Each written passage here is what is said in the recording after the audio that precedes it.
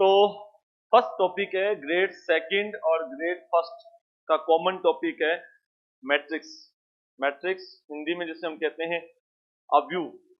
और इस टॉपिक्स के अंदर हम क्या क्या बातें डिस्कस करेंगे वो ये है कि मैट्रिक्स किसे कहते हैं, मैट्रिक्स उसका ऑर्डर, मैट्रिक्स किसे कहते हैं, मैट्रिक्स का ऑर्डर। उसके बाद हम डिस्कस करेंगे मैट्रिक्स के टाइप्स, मैट्रिक्स के टाइप्स, सामान्यतः मैट्रिक्स कितने प्रकार की होती है। उसके बाद हमारा टॉपिक है अलजेब्रा, मैट्रिक्स के ऊपर बीजगणित अलजेब्रा, मतलब matrix addition, matrix subtraction, scalar multiplication and matrix multiplication. Matrix में फर्स्ट टाइप है कि मैट्रिक्स किसे कहते हैं, उसका ऑर्डर क्या होता है, रो क्या होती है, कॉलम क्या होता है, एटसेट्रा। उसके बाद हम डिस्कस करेंगे सामान्यतः मैट्रिक्स कितने प्रकार की होती है। उसके बाद मैट्रिक्स के ऊपर अलजेब्रा है, मतलब उसको जोड़ना, मैट्रिक्स को जोड़ना, मैट्रिक्स घटाना, मैट्रिक्स को किसी स्केलर से मल्टीप्लिकेशन करना, मैट्रिक्स का मैट्रिक्स के साथ मल्टीप्लिकेशन करना। उसके बाद हमारा टॉपिक रहेगा परिवर्त matrix, transpose of a matrix. परिवर्त matrix, transpose of a matrix, किसी मैट्रिक्स का ट्रांसपोज क्या होता है, symmetric and skew symmetric matrix, सममित और विषम सममित matrix, symmetric and skew symmetric matrix, सममित और विषम सममित मैट्रिक्स। सिमेट्रिक मैट्रिक्स क्या होती है और स्क्यू सिमेट्रिक मैट्रिक्स क्या होती है, ठीक है। इसके बाद हम डिस्कस करेंगे डिटर्मिनेंट, सारणिक। डिटर्मिनेंट किसे कहते हैं, डिटर्मिनेंट की वैल्यूज कैसे फाइंड आउट की जाती हैं उसको डिस्कस किया जाएगा। Minor and cofactor, minor and cofactor, Hindi में हम बात करें तो उप सारणिक, लघु सारणिक किसे कहते हैं, उप सारणिक किसे कहते हैं और सहखंड किसे कहते हैं। माइनर एंड कोफैक्टर क्या चीज होती है इसका डिस्कस किया जाएगा। प्रॉपर्टीज, डिटर्मिनेंट्स की क्या क्या विशेषताएं होती हैं, डिटर्मिनेंट्स की बहुत इंपॉर्टेंट जो विशेषताएं हैं उसका डिस्कस किया जाएगा, ठीक है। इसके बाद हमारा टॉपिक है एडजॉइंट मैट्रिक्स, सहखंडज मैट्रिक्स, एडजॉइंट मैट्रिक्स और उसकी विशेषताएं। सहखंडज मैट्रिक्स किसे कहते हैं और उसकी क्या क्या प्रॉपर्टीज है, सहखंडज मैट्रिक्स और उसकी विशेषताएं। नेक्स्ट हम डिस्कस करेंगे इनवर्स मैट्रिक्स, प्रतिलोम मैट्रिक्स और उसकी विशेषताएं, इनवर्स मैट्रिक्स और इसकी properties. Inverse matrix find out करने का क्या फॉर्मूला होता है वगैरह वगैरह, उसकी क्या क्या विशेषताएं होती हैं इनवर्स मैट्रिक्स की, ए इनवर्स का इनवर्स, ए बी इनवर्स का इनवर्स, ए ट्रांसपोज का इनवर्स, एडजॉइंट ए इनवर्स, वो सारी बातें हम इसकी प्रॉपर्टीज के अंदर डिस्कस करेंगे। फिर हम चार प्रकार की एक और विशेष मैट्रिक्स डिस्कस करते हैं जिसका नाम होता है ऑर्थोगोनल मैट्रिक्स, है ना। Orthogonal matrix, involutory matrix, idempotent matrix, वर्गसम है आइडेम्पोटेंट, इनवॉल्यूटरी अंतरवलीय मैट्रिक्स और निलपोटेंट मैट्रिक्स, शून्य भावी मैट्रिक्स। निलपोटेंट मैट्रिक्स यानी कि शून्य भावी मैट्रिक्स, इसको डिस्कस किया जाएगा। इसके बाद हम डिस्कस करेंगे लीनियर इक्वेशन सिस्टम। हमारा मैट्रिक्स का जो रेखिक समीकरण निकाय होता है, रेखिक समीकरण निकाय,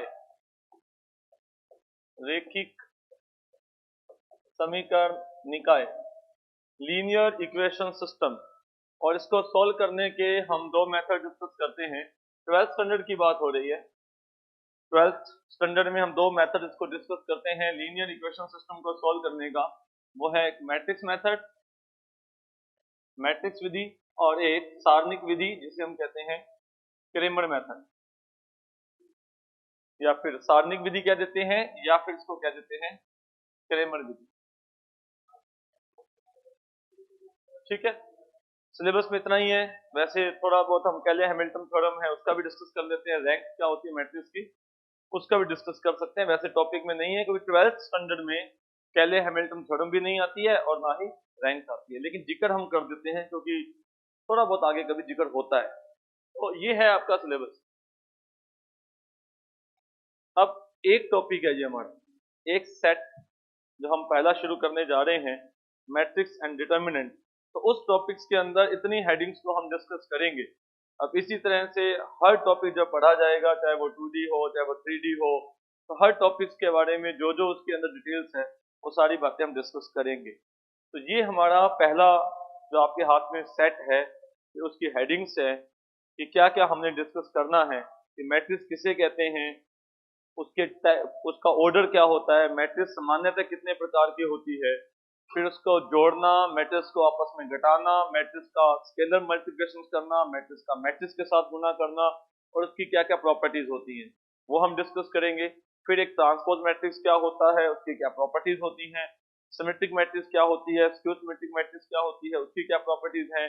फिर डिटरमिनेंट्स की तरफ जाएंगे, सारणिक क्या होती है, सारणिक का मान कैसे ज्ञात किया जाता है, 2 गुना 2 की सारणिक या 3 गुना 3 की सारणिक का मान कैसे ज्ञात करते हैं, माइनर लघु सारणिक किसे कहते हैं, कोफैक्टर सहखंड किसे कहते हैं, सारणिक की बहुत सारी विशेषताएं हैं जो हम सवालों में जिसका इस्तेमाल करते हैं, और सारणिक का मान ज्ञात करने की एक शॉर्ट विधि भी हम यूज करेंगे, और जब उसका टॉपिक आएगा तो बताया जाएगा आपको। फिर एक इंपॉर्टेंट टॉपिक है एडजॉइंट मैट्रिक्स, सहखंडज मैट्रिक्स किसे कहते हैं, और फिर किस तरह से एडजॉइंट मैट्रिक्स ज्ञात की जाती है, उसकी प्रॉपर्टीज क्या होती हैं, एडजॉइंट ए क्या होता है, वो सब बातें, डिटरमिनेंट ऑफ एडजॉइंट ए क्या होता है, वो सारी बातें आएंगी इसके अंदर। इनवर्स मैट्रिक्स की डेफिनेशन और कैसे उसको फाइंड आउट करते हैं, क्या फार्मूला होता है, क्या प्रॉपर्टीज होती हैं। इसके अंदर सिंगुलर और नॉन सिंगुलर मैट्रिक्स भी आएगा। अगर मैट्रिक्स के टाइप देखें तो एक सिंगुलर मैट्रिक्स और नॉन सिंगुलर मैट्रिक्स होता है, वो भी इसके अंदर आएगा। उसके बाद ऑर्थोगोनल, ये कुछ और टाइप है, वैसे तो +2 में नहीं यूज होता, ये बहुत कम यूज होता था, लेकिन एक बार एग्जाम आ चुका है, एग्जाम में कुछ पूछा गया ये ऑर्थोगोनल मैट्रिक्स क्या होती है, आइडेम्पोटेंट किसे कहते हैं, इन्वर्टिबल मैट्रिक्स किसे कहते हैं, और निलपोटेंट मैट्रिक्स किसे कहते हैं। तो एक बार इसका सवाल एग्जाम में पूछा गया था। तो लाम्बिक मैट्रिक्स, वर्ग सम मैट्रिक्स, अंतर्वलीय मैट्रिक्स और शून्यभावी मैट्रिक्स, इसका जिक्र किया जाएगा। फिर लास्ट के अंदर हमारा टॉपिक होता है लीनियर इक्वेशन सिस्टम, रेखिक समीकरण निकाय। और ये रेखिक समीकरण निकाय क्या होता है, तो उसको हम हल करने की जो विधियां हैं, मैट्रिक्स मेथड और क्रेमर मेथड, वो हम डिस्कस करेंगे। ठीक है, तो लेट्स स्टार्ट मैट्रिक्स।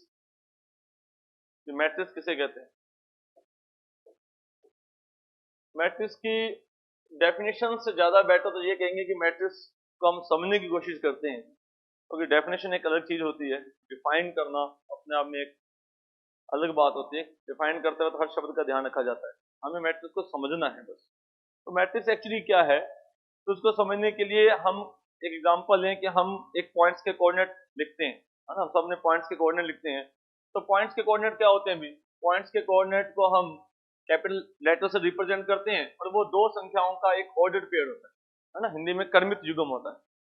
तो मैट्रिक्स के समझने से पहले हम ऑर्डर्ड पेयर और क्रमित युग्म को देखें, तो किसी बिंदु को व्यक्त करने के लिए हम दो संख्याओं को एक ऑर्डर्ड पेयर में लिखते हैं, और वो किसको रिप्रेजेंट करता है, तो ज्योमेट्रिकली हमें पता है कि वो किसी पॉइंट के कोऑर्डिनेट है, तो उसमें दो संख्याएं होती हैं, दोनों ऑर्डर्ड पेयर में होती हैं। इसी प्रकार से मैट्रिक्स भी कुछ संख्याओं की अरेंजमेंट है, सिर्फ उसको रेक्टेंगुलर अरेंज किया गया है, एक निश्चित क्रम में व्यवस्थित किया गया है। निश्चित क्रम में का मतलब ये होता है कि अगर आप क्रम बदल दें, जैसे मैं 2,5 को अगर 5,2 लिख देता हूं, तो रहेगा तो पॉइंट ही, लेकिन अदर कोई और दूसरा पॉइंट आ जाएगा। तो उसी प्रकार से अगर मैट्रिक्स के अंदर हमने कुछ एलिमेंट लिखे हैं, तो अगर एक निश्चित क्रम का मतलब यहाँ पर यही है कि उसका क्रम बदल दिया जाएगा उन अवयवों का, तो मैट्रिक्स बदल जाएगी, रहेगी तो एक मैट्रिक्स। और मैट्रिक्स के अंदर हम कुछ संख्याओं को एक रेक्टेंगुलर फॉर्म के अंदर निश्चित क्रम के अंदर एक व्यवस्थित कर रहे हैं, दैट इज एरे, है ना, हर लैंग्वेज में हम एरे भी बोल देते हैं मैट्रिक्स को। तो उसका मतलब क्या है, हम मैट्रिक्स को, हम देखिए एक बात का ध्यान रखें, +2 लेवल की बात की जाएगी, तो हम +2 से स्टार्ट करने जा रहे हैं। तो मैट्रिक्स में क्या होता है कि हम संख्याओं को एक निश्चित क्रम में व्यवस्थित करते हैं, एक व्यवस्था मात्र है, संख्याओं को एक निश्चित क्रम में व्यवस्थित करने का एक व्यवस्था है। जैसे एग्जांपल के लिए मैंने इस तरह से कुछ संख्याओं को व्यवस्थित कर दिया। ठीक है, मैट्रिक्स को जनरली हम अंग्रेजी वर्णमाला के बड़े अक्षर से लिखते हैं जनरली, और जो बॉक्स जो बनाते हैं हम इस प्रकार से रेक्टेंगुलर बॉक्स में लिखा जाता है। कुछ किताबें कुछ लेवल में जाकर हम इस प्रकार से भी मैट्रिक्स को रिप्रेजेंट करते हैं, है ना। लेकिन आप सब जानते हैं कि सामान्यतः मैट्रिक्स को इस प्रकार एक आयताकार बॉक्स के अंदर लिखा जाता है। ठीक है, तो मैट्रिक्स क्या चीज है? संख्याओं की व्यवस्था एक निश्चित क्रम है। क्रम का मतलब मैंने आपको बता दिया कि अगर मैं -1 और 3 का क्रम बदल देता हूं तो मैट्रिक्स कोई और मैट्रिक्स हमें मिल जाएगी, रहेगी वो मैट्रिक्स। ये जो हॉरिजॉन्टल अरेंजमेंट है इसे हम बोलते हैं पंक्ति। ठीक है, ये उसकी रो है, ये हमारी पहली पंक्ति है रो 1, और ये जो अरेंजमेंट है ये दूसरी पंक्ति। तो इस मैट्रिक्स के अंदर दो पंक्तियां हैं, रो 1 रो 2, और वर्टिकली जो अरेंजमेंट है इसको हम बोलते हैं कॉलम। ठीक है, this is our first column C1, स्तंभ, हिंदी में स्तंभ, first column C1 C2 C3, C1 C2 C3। Book आपकी शीट के अंदर भी हर डेफिनेशन को लिखा गया है, हर एग्जांपल को लिखा गया है ना। तो आपको सिर्फ समझना है, उसको रीडिंग करके आना है, चाहे नोट से पढ़ कर आओ चाहे बुक से पढ़ कर आओ, रीडिंग जरूर करके आओ। हाँ, ये अलग बात है कि that's very simple topic, matrix and determinant I think so सरल टॉपिक है ना, लेकिन हम सरल से कठिन की ओर चलेंगे। 2D 3D वेक्टर जो सीक्वेंस है वो आपको दिया गया है। ओके, तो मैट्रिक्स के अंदर संख्याओं को अरेंज किया जाता है, रेक्टेंगुलर बॉक्स के अंदर अरेंज किया जाता है, अंग्रेजी वर्णमाला के बड़े अक्षर से लिखा जाता है सामान्यतः। जो हॉरिजॉन्टल अरेंजमेंट है उसको हम पंक्ति बोलते हैं, जो वर्टिकली अरेंजमेंट है उसको हम कॉलम बोलते हैं। इस जो मैंने एग्जांपल आपके सामने बोर्ड पर लिखा है इसमें 2 पंक्तियां हैं, 3 स्तंभ है। मैट्रिक्स में जितनी पंक्तियां हैं, जितने रो हैं, और इनटू जितने उसके अंदर कॉलम हैं, 2 into 3, ये मैट्रिक्स का क्या कहलाता है? 40। मैट्रिक्स का ऑर्डर, कि मैट्रिक्स का ऑर्डर क्या है? तो मैट्रिक्स का ऑर्डर दो संख्याओं के गुणनफल के रूप में लिखा जाता है, जिसमें जो पहली संख्या होती है वो उस मैट्रिक्स के अंदर पंक्तियों की संख्या को व्यक्त करती है, और जो दूसरी संख्या होती है वो उस मैट्रिक्स के अंदर स्तंभों की संख्या, कॉलम्स की संख्या को रिप्रेजेंट करती है। यानी कि जब हम कहते हैं कि मैट्रिक्स 3 गुना 4 की है तो उसमें 3 पंक्तियां हैं, 4 स्तंभ हैं और 12 अवयव हैं। नंबर ऑफ एलिमेंट्स, कुल कितने अवयव होंगे? जैसे इस एग्जांपल की बात करें 2 गुना 3, 6 एलिमेंट्स हैं। ठीक है, तो मैट्रिक्स की कोटि यानी कि मैट्रिक्स में पंक्तियों की संख्या गुणा में मैट्रिक्स में स्तंभ की संख्या, दैट्स मैट्रिक्स का ऑर्डर कहलाता है। गुणा करने पर जो संख्या आती है उसे हम मैट्रिक्स के कुल अवयवों की संख्या है, ये कितने एलिमेंट्स हैं। ठीक है, अगर किसी मैट्रिक्स का ऑर्डर 3 गुना 4 है तो 3 पंक्तियां, 4 कॉलम और कुल अवयव 12। अगर हम इस अवयव की बात करें, ये पहली पंक्ति और पहले स्तंभ का अवयव है। इस अवयव की अगर लोकेशन देखें तो ये पहली पंक्ति में है और पहले स्तंभ में है। तो इसको जो हम नोटेट करते हैं A1 1, I और J इंडेक्स की फॉर्म में 1 और 1, पहला इंडेक्स उसकी रो को व्यक्त करता है कि वो कौन सी रो में है, और जो दूसरा इंडेक्स है वो उसके कॉलम को रिप्रेजेंट करता है कि वो कौन से कॉलम में है। A1 1 मतलब पहली पंक्ति और पहले कॉलम में है। तो -1 ये कहाँ है? पहली पंक्ति और दूसरे कॉलम में। तो A12 1 2 का मतलब है पहला इंडेक्स 1 है, मतलब पहली रो में है, और 2 का मतलब है वो दूसरे कॉलम में है, 1 2। इसी प्रकार से ये 0 एलिमेंट मैंने लिखा है, पहली पंक्ति और तीसरे कॉलम में है, A1 3।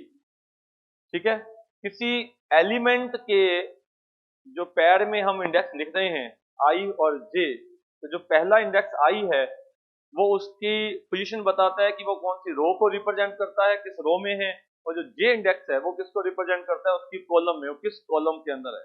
तो अगर जो एग्जांपल आपके सामने हमने लिख रखा है, इस एग्जांपल को हम इस प्रकार से भी लिख सकते हैं, A matrix equal to A11 A12 A13 A21 A22 और A23, 2 into 3। तो अगर कोई मैट्रिक्स 2 गुना 3 की है तो उसके अंदर 6 एलिमेंट होंगे, 2 पंक्तियां हैं, 3 कॉलम है, तो उसका जो जनरल नोटेशन होगा 2 गुना 3 की मैट्रिक्स का वो कुछ इस फॉर्मेट में होगा, A11, A12, A13, A21, A22 और A23। ठीक है, तो इस प्रकार से अगर और हम जनरल नोटेशन में इसको रिप्रेजेंट करना चाहें तो हम इसको यूं लिख सकते हैं कि A matrix equal to Aij 2 into 3 where I जो इंडेक्स है I इक्वल टू 1 and 2 है ना, I का मान या तो 1 हो सकता है या 2 हो सकता है, and where J equal to 1 2 3।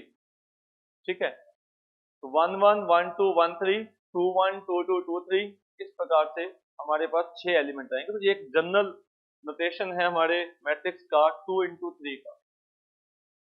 तो अगर हम किसी जनरल मैट्रिक्स की बात करें जिसमें m पंक्तियां हैं और n कॉलम है, m पंक्तियां और m कॉलम है, तो हम उस मैट्रिक्स को इस प्रकार से लिखेंगे A equal to Aij m into n, where I index vary from 1 2 3 and so on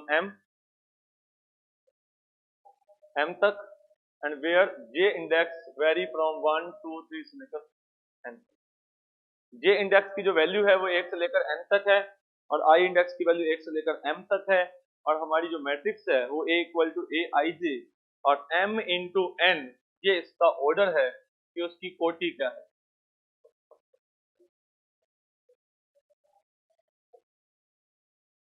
ठीक है जी, तो ये तो सबसे पहली बात हुई कि मैट्रिक्स तो किस फॉर्मेट में लिखा जाता है, मैट्रिक्स के अवयव क्या होता है, मैट्रिक्स की पंक्ति क्या होती है, मैट्रिक्स का स्तंभ क्या होता है और मैट्रिक्स का ऑर्डर क्या होता है।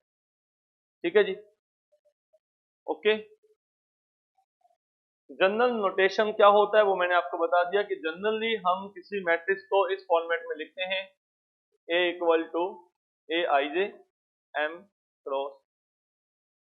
तो इसके बेस पर हम कोई भी मैट्रिक्स लिख सकते हैं, 3 गुना 4 की, 4 गुना 4 की, 5 गुना 3 की, समथिंग दैट। तो ये एक जनरल नोटेशन है। एक मैट्रिक्स के अंदर एलिमेंट को Aij से लिखा जाता है, m पंक्तियों की संख्या है, n स्तंभ की संख्या है, I का मान 1 से लेकर m तक चलेगा और J का मान 1 से लेकर। ठीक है, जनरली हम 3 गुना 3 मैट्रिक्स की बात करेंगे। जब हम बीएससी पढ़ते हैं, लीनियर जेब्रा पढ़ते हैं, तो आगे हम मैट्रिक्स पढ़ते हैं, उसका आगे यूज होता है, वो सारे आपने बीएससी फर्स्ट ईयर में पढ़ा होगा, मैट्रिक्स नाम से बुक आती थी।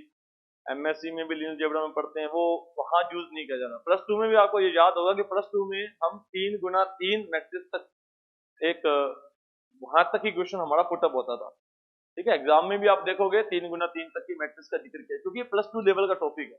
बीएससी में लिखा होता तो फिर हम हर्मिशन मैट्रिक्स भी पढ़ते, है ना, वो जो बीएससी में पढ़ते थे। यहाँ नहीं लिखा ना, मैंने इतने टाइप लिखे, मैंने ऑर्थोगोनल लिखा, हर्मिशन नहीं लिखा मैंने, है ना। किसी को याद आ रहा है? आइगन वैल्यू नहीं लिखा मैंने। बीएससी में पढ़ते थे आइगन वैल्यूज, कैले हैमिल्टन थ्योरम भी हम बीएससी में पढ़ते थे, इसलिए मैंने लिखा नहीं यहाँ ऑन द रिकॉर्ड। कैले हैमिल्टन तो हमारे सिलेबस में नहीं है, रैंक भी हमारे सिलेबस में नहीं है, वो परिचय करवा देते हैं। अदरवाइज तो मैट्रिक्स को हम बीएससी में लेके जाओगे तो फिर एमएससी में लेके जाओगे, लीनियर जेब्रा में ले जाओगे आप, तो समस्या हो जाएगी फिर। तो जहां प्लस टू का टॉपिक है जी, वहीं तक हम सीमित रखते हैं। तो स्टार्टिंग हो गई, मैट्रिक्स किसे कहते हैं, 3 गुना 3 की मैट्रिक्स की हम बात करेंगे ज्यादातर। अच्छा, अब जितना हमने डिस्कस किया है इस पर भी अगर आप प्लस टू की किताब की बात करें तो उसमें एक छोटे बड़े सवाल पूछ लिया जाता है। जितना अभी तक हमने डिस्कस किया वो एक बात पूछता है आपसे कि अगर मान लीजिए किसी मैट्रिक्स के अंदर 8 एलिमेंट हैं तो आप कितनी मैट्रिसेस बना सकते हैं सिर्फ ऑर्डर के बेस पर। इस बात का ध्यान रखें, प्लस टू के अंदर सिर्फ ऑर्डर के बेस पर, अदरवाइज 8 एलिमेंट्स की रीअरेंजमेंट भी होती है, और वो सवाल भी आपकी बुकलेट पर है, वो भी हम डिस्कस करेंगे, लेकिन वो परम्यूटेशन कॉम्बिनेशन पढ़ने के बाद। समझे बात? तो मैं आपसे सिर्फ एक सवाल पूछ रहा हूं जो प्लस टू लेवल तक का, जो अभी तक मैंने पढ़ा है, कि अगर एक मैट्रिक्स के अंदर कुल अवयव 8 है, टोटल नंबर ऑफ एलिमेंट्स अगर 8 है, ठीक है, तो आप कितनी मैट्रिसेस बना सकते हैं? तो आप बना सकते हैं 1 गुना 8 वाली। ठीक है, ये बात है, 1 गुना 8 वाली बना सकते हैं, या 8 गुना 1 वाली बना सकते हैं, या 2 गुना 4 वाली बना सकते हैं, या 4 गुना 2 वाली बना सकते हैं। ठीक है, अभी इसमें हमने उन एलिमेंट्स की अरेंजमेंट्स को नहीं कंसिडर किया, अरेंजमेंट्स नहीं देखा। कि मान लो मैं आपसे ये कहूं कि मेरे पास चलो 4 एलिमेंट्स हैं, तो 4 एलिमेंट्स की अगर हम बात करें, ये आपका सवाल है जो हम डिस्कस करेंगे वैसे, कि 4 एलिमेंट्स हैं और आपने कहा कि 1 गुना 4, तो क्या 1 गुना 4 वाली एक ही बनेगी भाई? फैक्टोरियल 4 बनेंगी। अगर वैसे बात की जाए, बात समझ रहे हो कि अगर आप परम्यूटेशन कॉम्बिनेशन को जानते हो, तो मैंने बोला कि 4 एलिमेंट्स हैं तो कितनी मैट्रिसेस बनेंगी, ये सवाल अपने आप में अधूरा है कि कितनी मैट्रिसेस बनेंगी, कि कितनी बनेंगी, 1 गुना 4, 4 गुना 1, 2 गुना 2, सब 3 बनेंगी। तो 3 नहीं बनेगी। अगर हम देखें तो 1 गुना 4 वाली 1 नहीं बनेगी, 1 गुना 4 वाली फैक्टोरियल 4 बनेंगी। A B C D, A C D B, B C D A, समझ रहे हैं? इन 4 एलिमेंट्स को रीअरेंज किया जा सकता ना, तो वो हम अभी डिस्कस नहीं कर रहे हैं, क्योंकि हो सकता है कि वैसा जिसमें परम्यूटेशन कॉम्बिनेशन में अभी नहीं पढ़ा हो सकता है ऐसा कोई विद्यार्थी हो। तो फिर अभी ये बात की जा रही है कि 1 गुना 4 वाली 1 बनेगी, 4 गुना 1 वाली 1 बनेगी, और 2 गुना 2 वाली 1 बनेगी। ठीक है, तो 3 ही बनेगी जी। अगर आपके पास 4 अवयव है तो कुल 3 मैट्रिसेस बनेगी। समझ आ रही बात? और कुल 3 का मतलब अभी तक 3 है, परम्यूटेशन कॉम्बिनेशन के अंदर जाओगे तो 3 गुना में फैक्टोरियल 4 है, और उसमें तो चलो और भी होगा, वो आगे की बात है। ओके, अच्छा, तो बात समझे। अब इस तरह से अगर आप प्लस 2 की बुक देखें एनसीईआरटी वगैरह में, उसमें कहता है 24 अवयव है, तो कितनी मैट्रिसेस बनेंगी भी, तो 24 अवयव वाली कितनी बनेगी, 40 के आधार पर, बेस्ड ऑन ऑर्डर, ऑर्डर के बेस पर कितनी बनेगी, 1 गुना 24, 24 गुना 1, 2 गुना 12, 12 गुना 2, 3 गुना 8, 8 गुना 3, और 4 गुना 6, 6 गुना 4। सिंपली बात, तो एक तो ये बात आपसे पूछी जा सकती है, पूछी गई है प्लस 2 की बुक के अंदर। दूसरी बात, एक और छोटा सा सवाल बन सकता है, वो ये कहता है कि एक मैट्रिक्स बनाइए 2 गुना 3 की, ठीक है, और बाद में कहता है इसका इनवर्स वगैरह ज्ञात कीजिए, तो वो बात की बात है। तो हमारे एक मैट्रिक्स बनानी है जिसके एलिमेंट्स हमें नहीं पता, और उसके एलिमेंट्स के लिए वो एक रिलेशन आपको दे देता है कि मान लीजिए उसका जो एलिमेंट्स है उसका रिलेशन इस प्रकार से है कि i माइनस 2j का स्क्वेयर, i माइनस 2j का स्क्वेयर अपॉन में 3, i माइनस 2j का स्क्वेयर अपॉन में 3।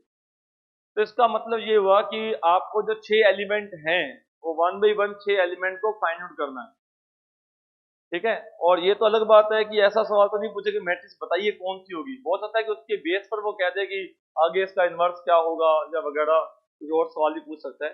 लेकिन फिलहाल जो अभी तक हमने टॉपिक डिस्कस किया है उसके बेस पर हमें ये पता होना चाहिए कि 2 गुना 3 की मैट्रिक्स है तो इसमें 6 एलिमेंट्स होंगे। कौन कौन से होंगे भाई, 2 रो होनी चाहिए और 3 कॉलम होनी चाहिए, 2 रो होनी चाहिए और 3 कॉलम होनी चाहिए। अब जो इसके एलिमेंट्स हैं, है ना, 2 इंटू 3, 2 रो 3 कॉलम। अब A11 कैसे आएगा, उसके लिए आपको ये रिलेशन गिवन है, एक रिलेशन आपको दे रखा है, i की वैल्यू 1 रख दीजिए, j की वैल्यू 1 रख दीजिए, उसका स्क्वायर कर दीजिए, 3 का डिवाइड कर दीजिए, तो एक मैट्रिक्स का पहला एलिमेंट आपको मिल जाएगा। मान लो i की वैल्यू आपने 1 रखी, j की वैल्यू 1 रखी, तो 1 माइनस 2 कितना बन गया, -1, उसका स्क्वायर कर दिया 1/3, A11 हो गया। अब A12 का मतलब क्या हुआ, i की जगह पर 1 रखें और j की जगह पर 2 रखें, तो i की जगह पर 1 रखेंगे, j की जगह पर 2 रखेंगे, तो 1 माइनस 4 आ जाएगा, माइनस का 3 हो जाएगा, स्क्वायर करोगे तो 9/3 कितना आ जाएगा, 3 आ जाएगा। इसी प्रकार से 6 के 6 एलिमेंट बताए जा सकते हैं, A13 आ जाएगा तो 1 माइनस 6 हो जाएगा 5 का स्क्वायर 25/3। इस प्रकार से बाकी के एलिमेंट्स भी ज्ञात किए जाते हैं। ओके, तो ये तो था कि मैट्रिक्स का बेस, है ना। अब हम मैट्रिक्स के टाइप्स डिस्कस करते हैं। मैट्रिक्स के टाइप्स में भी कुछ बेसिक टाइप्स हैं, आगे जाकर मैंने आपको बता दिया कि हम ट्रांसपोज मैट्रिक्स पढ़ते हैं, सिमेट्रिक मैट्रिक्स पढ़ते हैं, और स्क्यू सिमेट्रिक मैट्रिक्स भी पढ़ते हैं, ऑर्थोगोनल है, निपोटेंट है, आइडेम्पोटेंट है, एडजॉइंट मैट्रिक्स है, इनवर्स मैट्रिक्स है, वो सारी हम आगे डिस्कस करेंगे। फिलहाल बिल्कुल बेसिक टाइप्स तो शुरुआत में हम डिस्कस करते हैं, वो देखते हैं। देखिए, हमने मैट्रिक्स को जनरली इस प्रकार से रिप्रेजेंट किया था,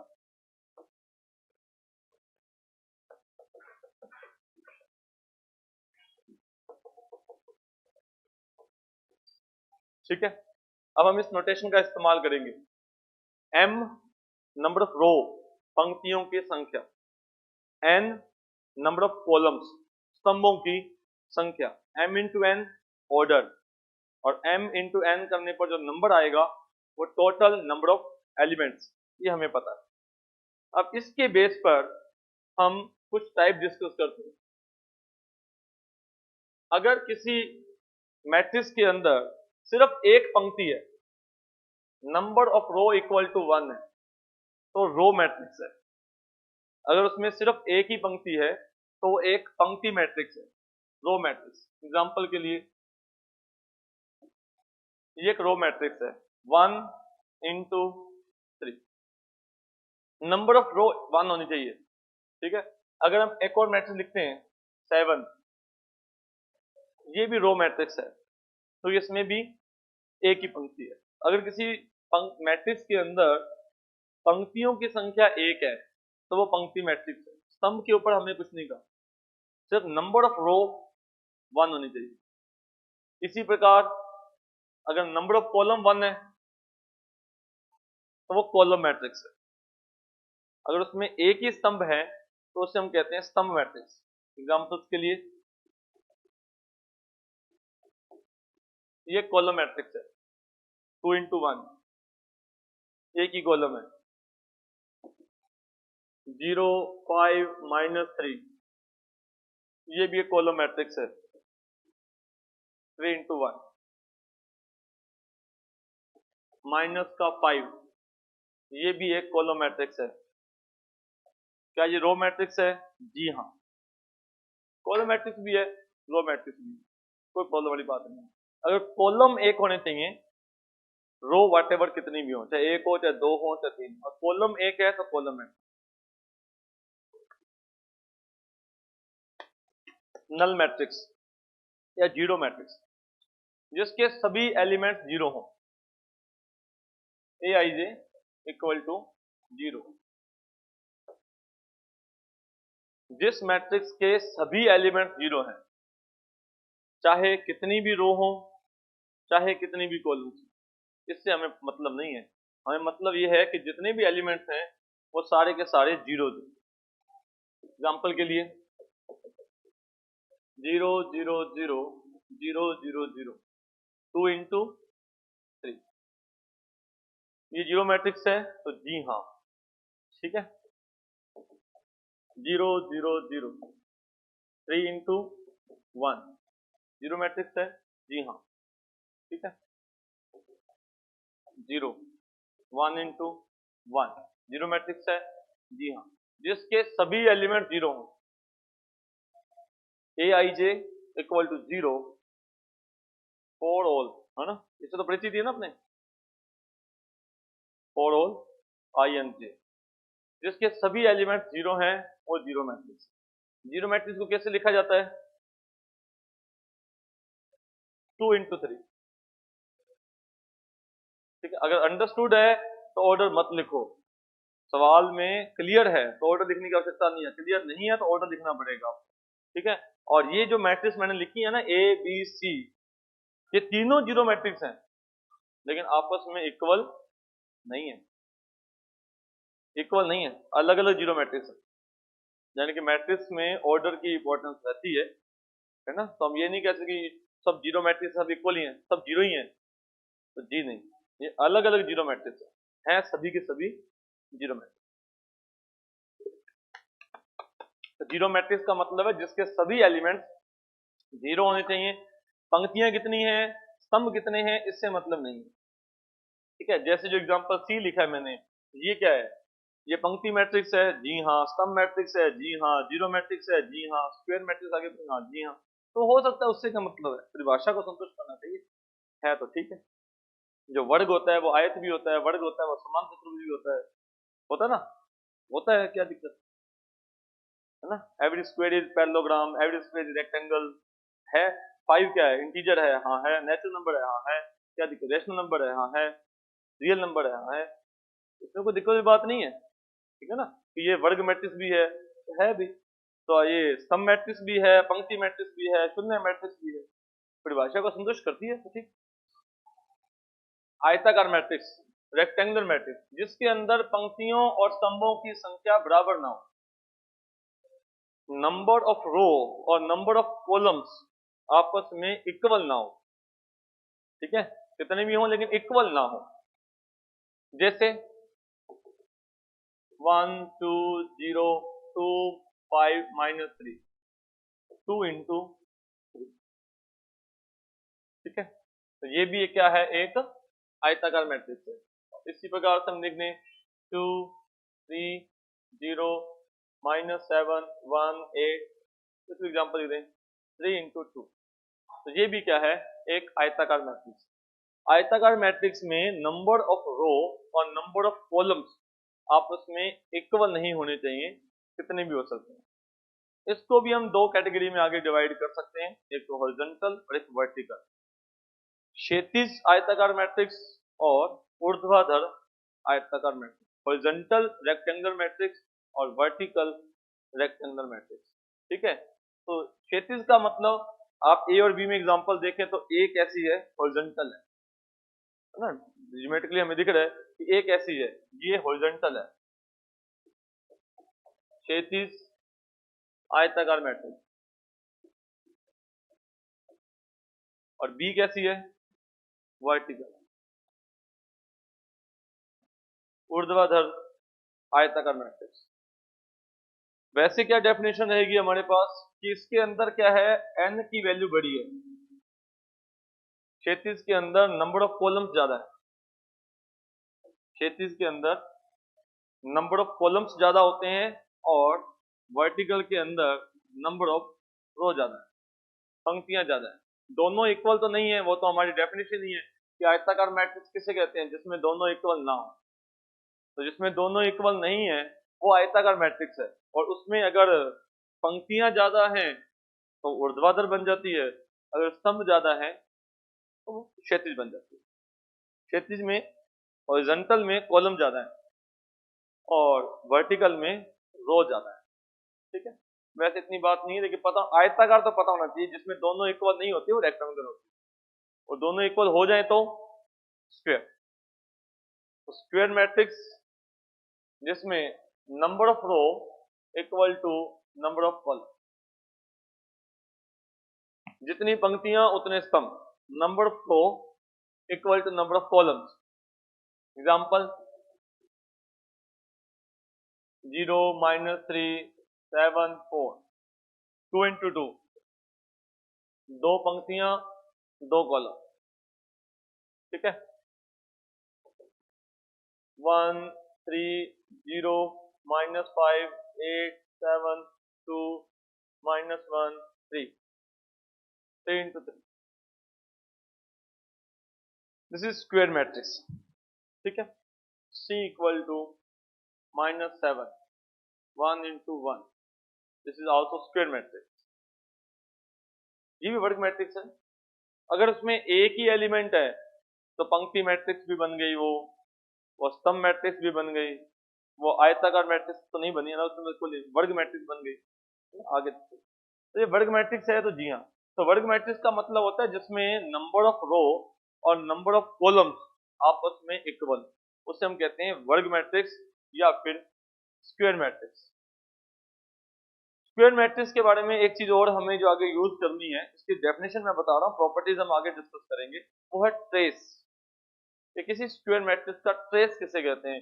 तो देखें, अगर हम स्क्वायर मैट्रिक्स की बात करें, तो ये मैंने एग्जांपल लिया 3 इंटू 3 का, तो इस में अंदर जो पहला एलिमेंट है A11, और कोई और हम एग्जांपल, चलो ये हमारे पास एनी स्क्वायर मैट्रिक्स,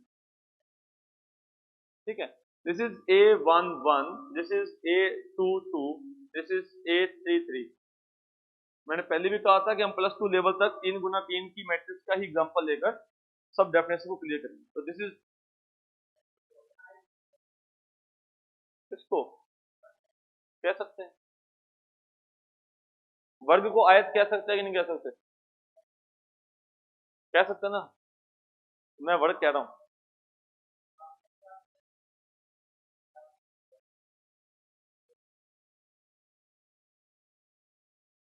ये कह रहे हैं कि ये वर्ग मैट्रिक्स है, आयताकार नहीं है, यस या नो, क्या बनेगा, तो वर्ग मैट्रिक्स कहेंगे, आयताकार तो नहीं कहेंगे। सही बात है आपकी, ये स्क्वायर मैट्रिक्स है। ठीक है, स्क्वायर मैट्रिक्स, नॉट स्क्वायर। वर्ग आयत होता है तो हाँ, वर्ग मैट्रिक्स आयताकार होती है तो नहीं, नहीं, ये वर्ग मैट्रिक्स है। ओके, ये आयताकार मैट्रिक्स है क्या? नहीं है, बस नहीं है, ये वर्ग मैट्रिक्स है, आयताकार नहीं है।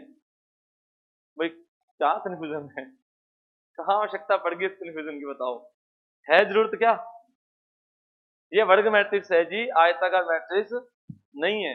3 गुना 3 है, वर्ग मैट्रिक्स है, आयताकार मैट्रिक्स नहीं है। आयताकार मैट्रिक्स में नंबर ऑफ रो और नंबर ऑफ कॉलम इक्वल नहीं होते, तो ये नहीं है। ठीक है जी, इसमें इक्वल है। चलो, ये तो मुद्दा ही नहीं है मुद्दे की बात करो। ओके, तो A11 A22 A33। तो आप अगर स्क्वायर मैट्रिक्स को देखेंगे तो ये दिस इज डायगोनल। देखिए, हम कोई ज्योमेट्री नहीं पढ़ रहे हैं। आप अगर डायगोनल बोल दूंगा तो फिर भी आप कहोगे वर्ग में 2 विकर्ण होते हैं, आयत में 2 विकर्ण होते हैं, तो भाई उसकी बात नहीं हो रही, हम किसकी बात कर रहे हैं? मैट्रिक्स की। तो मैं वर्ग मैट्रिक्स के डायगोनल की बात कर रहा हूँ। This is called principal diagonal, ये उसका मुख्य विकर्ण है। किसकी? वर्ग मैट्रिक्स, नॉट वर्ग, वर्ग मैट्रिक्स की बात की जा रही है, ये उसका विकर्ण है, प्रिंसिपल डायगोनल। ठीक है जी, A11 A22 and A33 principal diagonals. तो दूसरे डायगोनल की बात नहीं करते हैं, उसका डायगोनल नहीं करते हैं, उसको हम नहीं पढ़ते। अच्छा, बाकी एलिमेंट्स को हम देखें तो this is A12 A13 A23। तो जिसको मैंने अब यहाँ ब्लैक से शो कर रखा है, तो आप देखेंगे कि जो डायगोनल के ऊपर वाले जो एलिमेंट्स हैं, जिन एलिमेंट्स को मैंने कह रहा हूँ, इस एलिमेंट्स में जो J की वैल्यू है वो I से बड़ी है। ठीक है, और जो डायगोनल्स के एलिमेंट्स हैं इसमें I और J इक्वल है, और जो डायगोनल्स के नीचे वाले जो एलिमेंट्स हैं उसके अंदर, जैसे ये एलिमेंट्स कौन सा होगा हमारा 2 1, ये कौन सा होगा 3 1, ये कौन सा होगा 3 2, तो इसमें I की वैल्यू J से बड़ी है। तो एक वर्ग मैट्रिक्स के अंदर क्या होता है, एक डायगोनल है हमारे पास, मुख्य विकर्ण है, इस विकर्ण के अंदर I और J की वैल्यू सेम है। ठीक है, उस मुख्य विकर्ण के ऊपर वाले एलिमेंट्स में क्या होता है, I की वैल्यू J से छोटी होती है, और उस मुख्य विकर्ण के नीचे वाले अवयव में क्या होता है, I की वैल्यू J से बड़ी होती है। ठीक है, अब ट्रेस किसे कहते हैं? ट्रेस है इन एलिमेंट्स का sum, I equal to J के लिए इनका sum, when I equal to J in a square matrix. Otherwise trace होता है कि नहीं होता, डिफाइंड होता है कि नहीं होता, उसका अलग इशू है, होता है, डिफाइंड भी होता है, लेकिन हम स्क्वायर मैट्रिक्स की बात करें, फिर कह दूं +2 तक की बात करें, उसमें आपको 3 गुना 3 के स्क्वायर मैट्रिक्स के ट्रेस के बारे में बात की जाती है। तो ट्रेस क्या होता है? मुख्य विकर्ण के अवयवों का योग, यानी कि A11 plus A22 plus A33, मतलब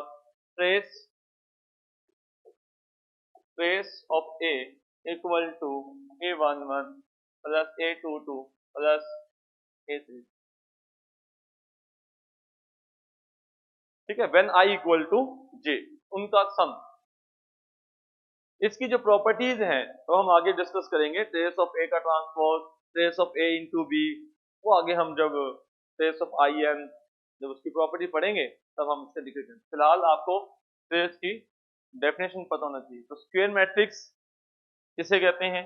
जिसमें नंबर ऑफ रो और नंबर ऑफ कॉलम इक्वल होते हो। प्रिंसिपल डायगोनल किसे कहते हैं? जिसमें I और J इंडेक्स की वैल्यू सेम होती है। उन एलिमेंट्स के ऊपर वाले एलिमेंट्स में I की वैल्यू J से छोटी होती है, प्रिंसिपल डायगोनल्स के जो नीचे वाले एलिमेंट्स होते हैं उसमें I की वैल्यू J से बड़ी होती है। ठीक है, इसका इस्तेमाल आगे जाकर हम पढ़ेंगे, इसलिए मैं थोड़ा सा परिचय करवा रहा हूँ। आगे हम क्वेश्चन पढ़ेंगे, न्यूनतम कितने अवयव होते हैं, 0 अवयव, उसका जिक्र करेंगे। तो ट्रेस क्या होता है? A11 plus A22 plus A33, मतलब मुख्य विकर्ण के अवयवों का योग, जब I और J इक्वल होते हैं तो इनका सम।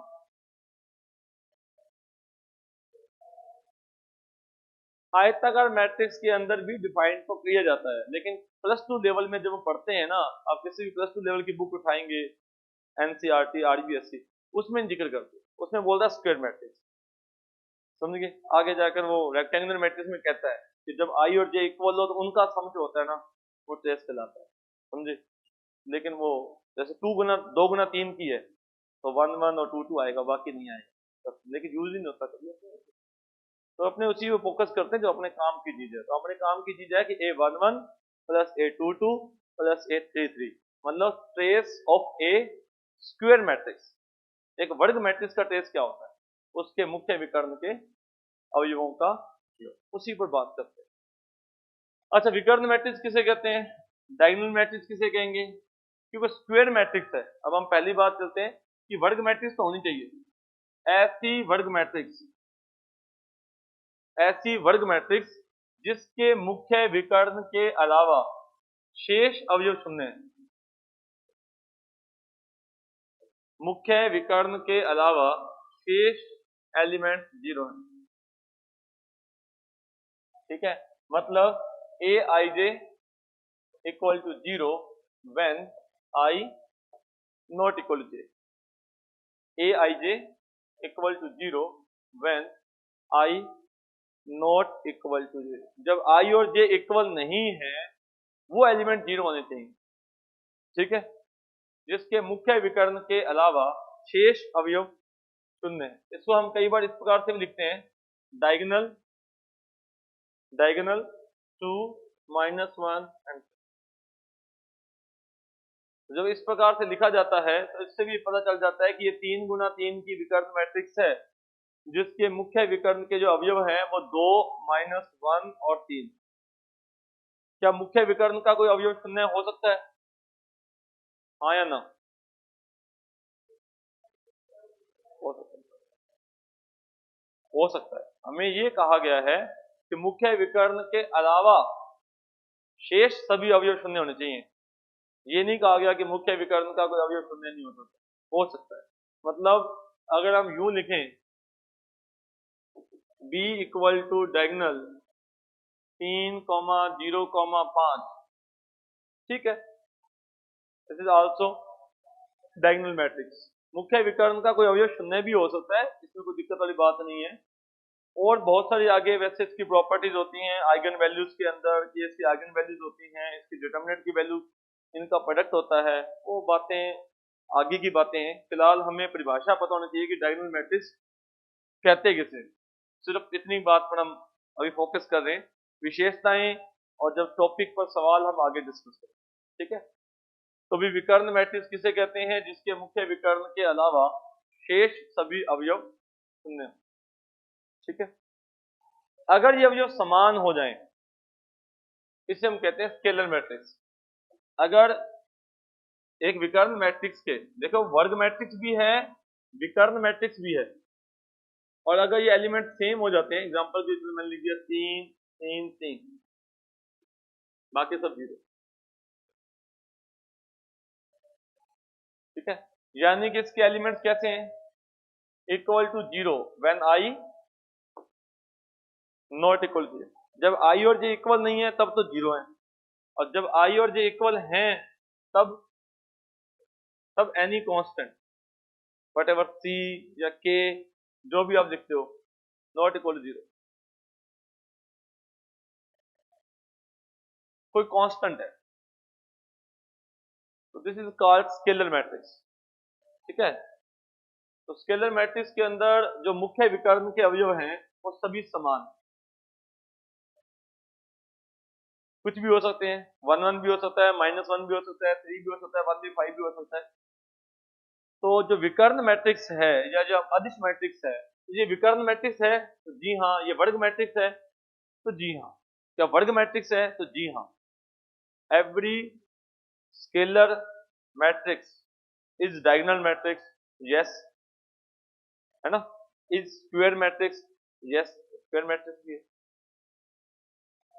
अगर ये एलिमेंट 1 1 हो जाए तो this is called identity matrix.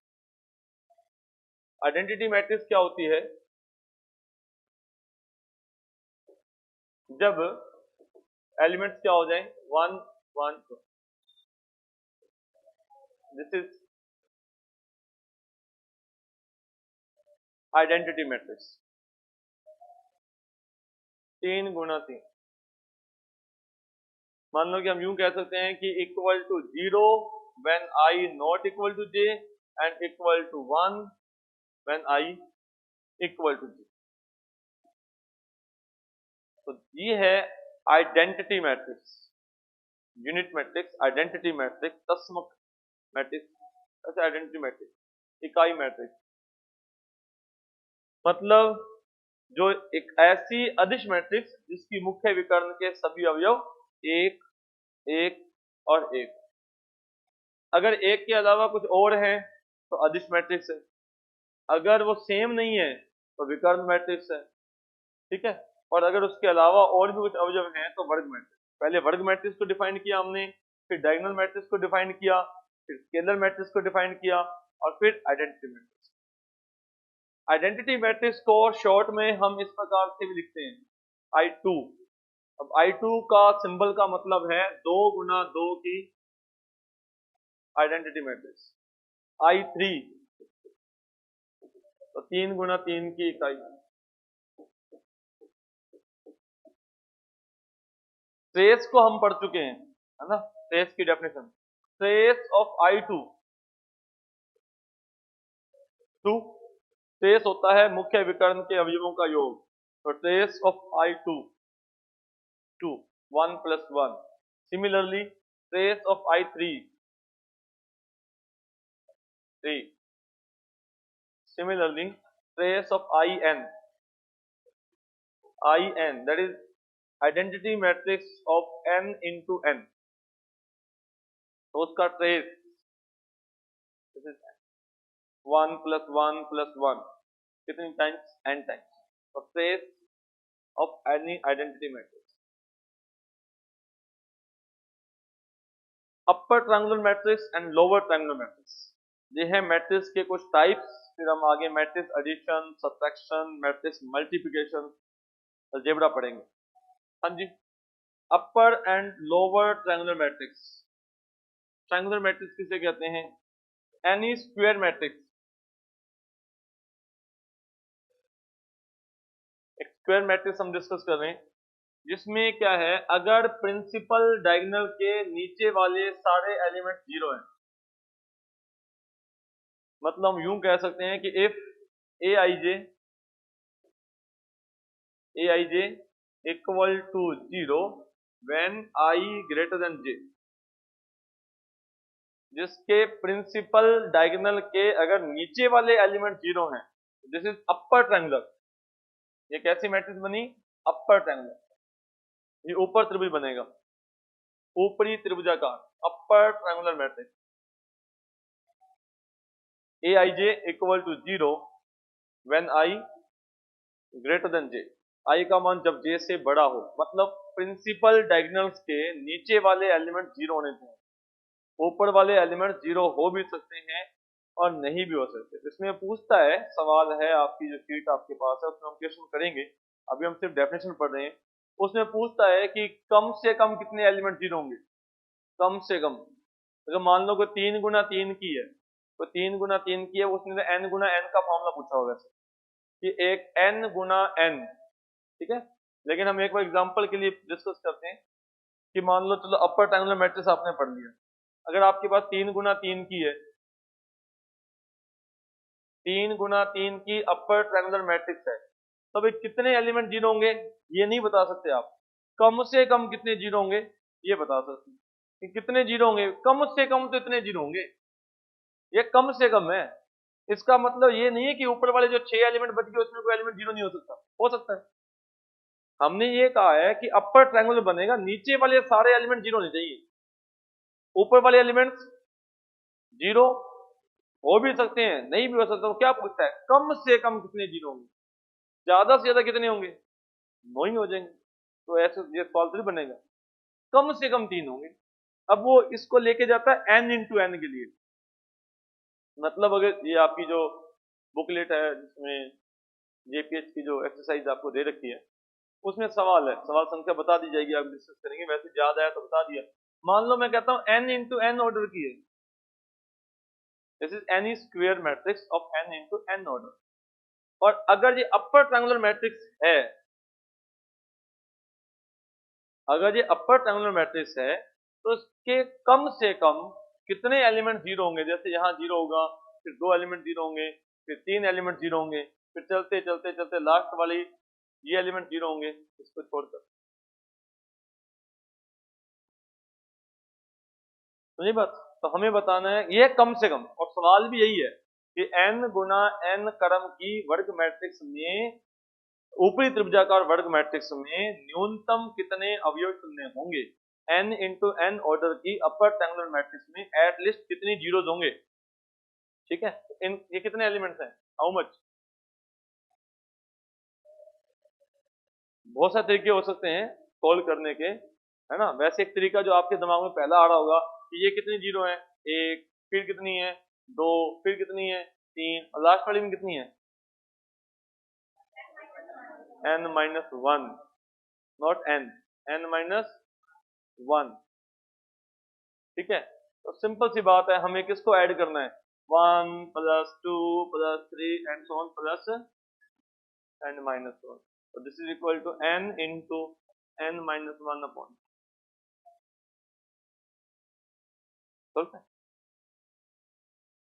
ये क्या, n into n minus one upon में टू। ठीक है, और वैसे जानकारी के लिए अब तो आपके सामने आंसर आ ही गया है, तो आप समझ गए होंगे ये एक n इंटू n ऑर्डर की है। ये सवाल बन सकता है आगे या किसी और टॉपिक में। तो ये कितने एलिमेंट्स हैं भाई, how much, this is n। तो फिर ये भी आप कैलकुलेट करते हो कि नीचे वाले कितने हैं,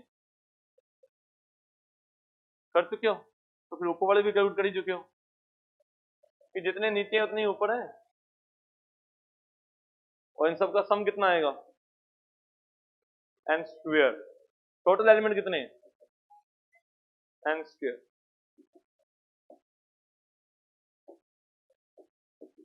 ये क्या है, मुख्य विकर्ण के नीचे, जितने मुख्य विकर्ण के नीचे अवयव हैं उतने ही मुख्य विकर्ण के ऊपर अवयव होंगे। ठीक है, और मुख्य विकर्ण के अवयव n, और टोटल कितना आएगा, टोटल कुल अवयव तो उतने ही है, कुल अवयव तो उतने ही आएंगे। ये इसलिए है कि आगे जाकर वो आपका सवाल पूछता है किसी सममित मैट्रिक्स में न्यूनतम अवयवों की संख्या, अधिकतम अवयवों की संख्या विषम सममित मैट्रिक्स में, तो फिर ऐसे उसमें यूज करेंगे। सिमेट्रिक और सिमेट्रिक मैट्रिक्स के लिए इस बात का इस्तेमाल किया जाएगा। तो सिंपल सी बात है कि n इंटू n ऑर्डर की कोई मैट्रिक्स है तो नीचे कितने अवयव होंगे, ऊपर कितने होंगे, बीच में कितने होंगे। बात किसकी हो रही थी, अपर ट्रायंगुलर लोअर ट्रायंगुलर की। तो अपर ट्रायंगुलर की डेफिनेशन समझ आ गई कि ऊपर त्रिभुज बनना चाहिए तो नीचे वाले अवयव शून्य होने चाहिए। तो लोअर ट्रायंगुलर मैट्रिक्स में क्या होगा, मुख्य विकर्ण के ऊपर वाले अवयव शून्य होंगे, है ना। This is lower triangular matrix.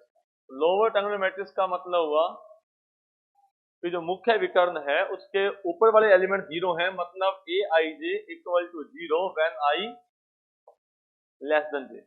आप अच्छी तरह जानते हैं कि डायगोनल्स में क्या होता है, आई की वैल्यू जे के इक्वल होती है, डायगोनल के ऊपर क्या होता है, आई की वैल्यू जे से छोटी होती है, डायगोनल के नीचे क्या होता है, आई की वैल्यू जे से।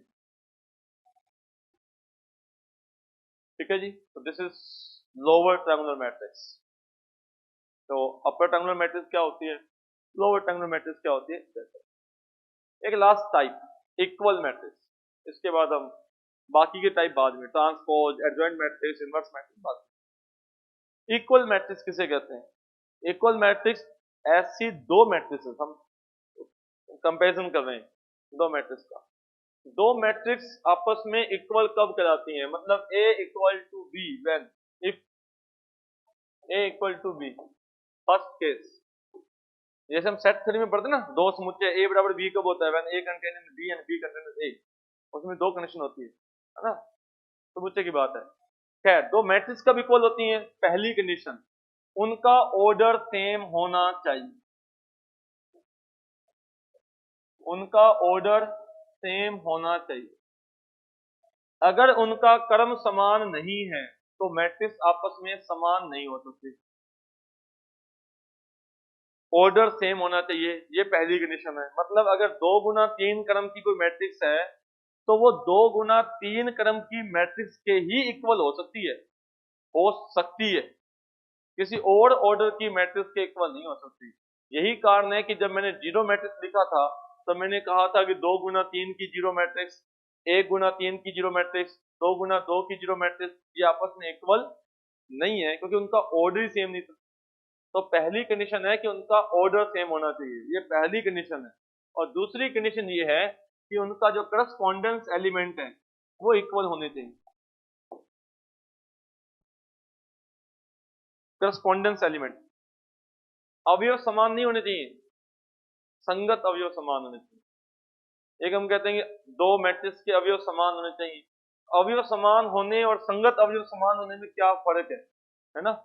कि मान लो मैंने एक मैट्रिक्स लिख दी, ये 2 गुना 2 की है। इस मैट्रिक्स के अवयव कौन है? 1 2 3 4। मैंने एक मैट्रिक्स और लिख दी 2 3 1 4। तो ये दोनों मैट्रिक्स आपस में इक्वल नहीं, जबकि अवयव तो समान है। संगत अवयव, करस्पॉन्डेंस एलिमेंट, मतलब A11 equal to B11, A12 equal to B12। संगत अवयव समान होने चाहिए। समुच्चय में ऐसा नहीं होता। दो समुच्चय कब समान होते हैं? अगर एक समुच्चय के अंदर एलिमेंट मैंने लिख दिए 1 2 3, एक समुच्चय के अंदर मैंने एलिमेंट लिख दिए 3 2 1, एक समुच्चय के अंदर एलिमेंट लिख दिए मैंने 2 3 1, क्या ये इक्वल है? जी हाँ, ये इक्वल है। समुच्चय में क्रम अवयवों का क्रम नहीं होता ना, उसका ध्यान रखिए, वो हम समुच्चय में पढ़ेंगे, फिर आप जानते ही हैं। तो समुच्चय में ऐसा नहीं होता, ये तीनों समुच्चय क्या है? आपस में इक्वल है। ठीक है, ओके। तो दो मैट्रिसेस आपस में इक्वल कब होती हैं? तो पहली कंडीशन, अगर उनका ऑर्डर इक्वल नहीं है तो वो आपस में इक्वल हो ही नहीं सकती, ये पहली शर्त है। लेकिन केवल ऑर्डर इक्वल होने से दो मैट्रिसेस आपस में इक्वल नहीं हो जाती। जैसे जो एग्जांपल मैंने लिख रखा है, तो क्या ये दोनों मैट्रिक्स आपस में इक्वल हैं? तो जी नहीं, नहीं। Correspondence element A11 B11 equal नहीं है। ठीक है जी, इसका यूज हम करते हैं जब दो मैट्रिक्स का कंपैरिजन करते थे, आप एक्स और जेड की वैल्यू निकालते थे। ये सारी बातें यूज होंगी, लेकिन आप जानते हैं कि इस पर सवाल नहीं बनता, सवालों में इसका जिक्र होता है। इस पर सवाल थोड़ी बनता है, सेकंड ग्रेड में ये थोड़ी पूछेगा कि इधर एक्स लिखा हुआ है, इधर 3 लिखा हुआ है, कंपैरिजन करके एक्स का मान निकालो, वो तो नहीं पूछेगा। लेकिन यूज करेंगे तो यूज तो उसका सवालों में होगा। और हम वैसे भी कोई भी टॉपिक हो, आप जो पढ़ चुके हैं रात को वो बैठे, इनको पता है कि 0 से शुरू करेंगे, है ना? 2D पढ़ेंगे तो बिंदु बताएंगे, बिंदु क्या होता है, वो अलग बात है। हाइपरबोला पर जाकर खत्म करेंगे फिर, तो फिर सोचेगा अच्छा हाइपरबोला भी कोई चीज होती है क्या? फिर सोचेंगे सर ये क्या होता है? एक परवलय के बाहर से किसी बिंदु से परवलय पर दो स्पर्श रेखाएं खींची गई, उससे जो त्रिभुज बना, उस त्रिभुज का क्षेत्रफल कितना होता है? बताओ, याद है किसी को? इसका भी जिक्र करेंगे। हाँ, शुरुआत बिंदु के निर्देशांक से करेंगे, शुरुआत तो वहीं से ही होगी, और तो स्टेप बाय स्टेप आगे बढ़ते हैं। तो आज जैसे शुरुआत है, तो शुरुआत तो यहीं से होंगी, मैट्रिक्स किसे कहते हैं। धीरे धीरे जैसा टॉपिक होगा हम आगे डिस्कस करेंगे। दो मैट्रिक्स इक्वल कब कहलाती हैं? पहली कंडीशन, उनका ऑर्डर सेम होना चाहिए। दूसरी कंडीशन, उनका करस्पॉन्डेंस एलिमेंट सेम होना चाहिए, करस्पॉन्डेंस एलिमेंट। ठीक है, ओके। ये थे मैट्रिक्स के टाइप। अब बात करते हैं अलजेब्रा ऑन मैट्रिसेस। दो मैट्रिसेस को आपस में जोड़ना, घटाना, scalar multiplication and matrix multiplication. ठीक है, सबसे पहले बात करते हैं मैट्रिक्स एडिशन, मैट्रिसेस को जोड़ना और घटाना। ठीक है, तो एक मैट्रिक्स के अंदर किसी दूसरी मैट्रिक्स को तभी ऐड किया जा सकता है अगर उनका ऑर्डर सेम है। दो समान कोटि की मैट्रिसेस को आपस में जोड़ा या घटाया जा सकता है। अगर ऑर्डर सेम है तो ही आप जोड़ सकते हैं, घटा सकते हैं, मतलब समान कोटि की मैट्रिसेस ही आपस में जुड़ती हैं। और जोड़ने के बाद जो मैट्रिक्स हमें मिलती है वो भी उसी ऑर्डर की मिलती है, उसी ऑर्डर की मिलती है ना? मतलब क्लोजर प्रॉपर्टी सेटिस्फाइड होती है। पता क्या? हाँ, समवर्त गुणधर्म का पालन होता है ना, कि जिस वेक्टर स्पेस बोलना तो किसी से रहेगा क्या, नहीं रहेगा, कि जहां से आपने दो मैट्रिसेस ली हैं जिस सेट में से, उनमें से जब दो सेम ऑर्डर की मैट्रिक्स को जोड़ेंगे तो उसी ऑर्डर की ही मैट्रिक्स आपको मिलती है। इसी प्रकार से घटाने में भी यही बात है कि एक मैट्रिक्स में किसी दूसरी मैट्रिक्स को तभी घटाया जा सकता है जब उनका ऑर्डर सेम है, मतलब 2 गुना 3 की मैट्रिक्स में 2 गुना 3 वाली मैट्रिक्स घटेगी, 3 गुना 3 वाली में 3 गुना 3 वाली जुड़ेगी और घटेगी, और घटाने और जोड़ने के बाद जो हमें मैट्रिक्स मिलती है उसका ऑर्डर भी वही रहता है। जिस कोटि की मैट्रिसेस को आपस में जोड़ा गया है या घटाया गया है, जोड़ने या घटाने के पश्चात उसी कोटि की हमें मैट्रिक्स मिलती है। और जोड़ते या घटाते कैसे हैं, तो करस्पॉन्डेंस एलिमेंट में करस्पॉन्डेंस एलिमेंट घटाया जाता है या जोड़ा जाता है, संगत अवयव में संगत अवयव को जोड़ा या घटाया जाता है। वेरी सिंपल एग्जांपल की हम बात कर लेते हैं कि अगर मान लो मेरे पास एक मैट्रिक्स है 2 3 1 4 0 6, दिस इज 3/2, तो इस 3/2 के अंदर हम 3/2 की मैट्रिक्स को ही घटा सकते हैं या जोड़ सकते हैं, ठीक है। तो फर्स्ट जो मैट्रिक्स है उसका ऑर्डर अगर मेरे पास 3 इंटू 2 है, तो सेकंड वाली का ऑर्डर भी 3 इंटू 2 ही होगा, तो हम इसको आपस में सब्ट्रैक्ट कर सकते हैं या ऐड कर सकते हैं, और घटाने या ऐड करने के बाद वो हमें सेम ऑर्डर की मैट्रिक्स ही मिलेगी। अगर घटा रहे हो तो करस्पॉन्डेंस एलिमेंट में, मतलब सामान्य भाषा में, रफ लैंग्वेज में, कि पहले अवयव में पहला अवयव, दूसरे में दूसरा, है ना, ऐसा आम भाषा में छोटे बच्चों को समझाने के लिए बोल देते हैं, और मैथमेटिकल लैंग्वेज में करस्पॉन्डेंस एलिमेंट बोल देते हैं। तभी सामान्य भाषा यूज कर देते हैं कि पहले में पहला जोड़ो, दूसरे में दूसरा, तीसरे में तीसरा। तो पहला अवयव 2 है, इसका पहला अवयव 1 है, तो 2 में से 1 घटा, तो घटाना तो सिंपली, और ऐड करना हो तो ठीक है, सिंपल सी बात। तो समान कोटि की मैट्रिसेस आपस में जुड़ती हैं या घटती हैं, ओके, और जोड़ने या घटाने पर उसी कोटि की मैट्रिसेस मिलती हैं। और नेक्स्ट बात, जोड़ते या घटाते कैसे हैं, तो संगत अवयव में संगत अवयव को जोड़ा या घटाया जाता है, ओके। अब इसकी विशेषताएं, जोड़ना घटाना सबको जानते हैं, विशेषताएं का मतलब है कि वो 5-6 प्रॉपर्टीज जो हम ग्रुप थ्योरी में, रिंग थ्योरी में, फील्ड में, वेक्टर स्पेस में डिस्कस करते हैं। कौन सी? Closure, associativity, identity, inverse, commutativity, distributivity, cancellation rule, है ना, मेनली ये बात हम डिस्कस करते हैं। फर्स्ट, क्लोजर, क्लोजर प्रॉपर्टी मतलब समझ, अगर पहली बार कुछ सुन रहा है बाय द वे, तो नो डाउट हम वेक्टर स्पेस में भी, वेक्टर स्पेस नहीं, वेक्टर एडिशन बोलेंगे, वेक्टर डॉट प्रोडक्ट में इसका जिक्र करेंगे, फिर ग्रुप थ्योरी में जिक्र करेंगे, तो मतलब आगे जिक्र होता रहेगा। अगर आप कोई बाय द वे पहली बार सुन रहे हैं तो ठीक है, एक बार सुन लीजिए, आगे फिर जिक्र तो बार बार होता रहेगा। तो क्लोजर प्रॉपर्टी किसे कहते हैं, उसको समझने के लिए जिस क्रम की आपने मैट्रिसेस को जोड़ा, जोड़ने के बाद आपको उसी क्रम की मैट्रिक्स मिली, इसका मतलब जिस सेट में से 2 एलिमेंट लिए गए थे, जो आंसर आया वो उसी सेट में आया। कम आफ्टर कंपोजिशन, हमने जब 2 एलिमेंट्स को आपस में कंपोजिट किया, वेयर कंपोजिशन इज एडिशन, तो हम जब उनको ऐड किया तो हमें उसी ऑर्डर की मैट्रिक्स मिली, उसी सेट में मिली, तो देयरफॉर क्लोजर प्रॉपर्टी सेटिस्फाइड। मतलब कोई भी 2 एलिमेंट लिए जाएं, एनी 2 एलिमेंट आफ्टर कंपोजिशन, जो रिजल्ट आए वो उसी सेट में से आए, ये कोई किंतु परंतु नहीं है, उसी सेट में ही रहेगा, देन क्लोजर प्रॉपर्टी सेटिस्फाइड। तो जो एडिशन होता है वो क्लोजर प्रॉपर्टी सेटिस्फाइड करता है, जो सब्ट्रैक्शन होता है वो भी क्लोजर प्रॉपर्टी सेटिस्फाइड करता है। आएगा तो उसी सेट में से एलिमेंट आएगा, कोई दिक्कत नहीं। सेकंड नंबर हम किसको चेक करते होते हैं, सहचर्यता, एसोसिएटिविटी, कोई ऑर्डर नहीं है लेकिन आप सबको चेक कर सकते हैं, एसोसिएटिविटी। हाँ जी, matrix addition is associative, yes या no? Yes, matrix addition is associative, add करने में तो कोई प्रॉब्लम नहीं है, हम जानते हैं कि क्रम बदल दीजिए तो कोई फर्क नहीं पड़ता। तो मैट्रिक्स एडिशन इज एसोसिएटिव, सहचर्यता गुणधर्म का पालन करता है, ठीक है। Associative, subtraction is associative, yes या no? Matrix subtraction is associative, yes या नो? यस या नो? यस की आवाज एक ही आई है, नो। संख्याएं लेकर देखिए, सेम नहीं आएगा जी, ठीक है, not associative. Identity element, identity element,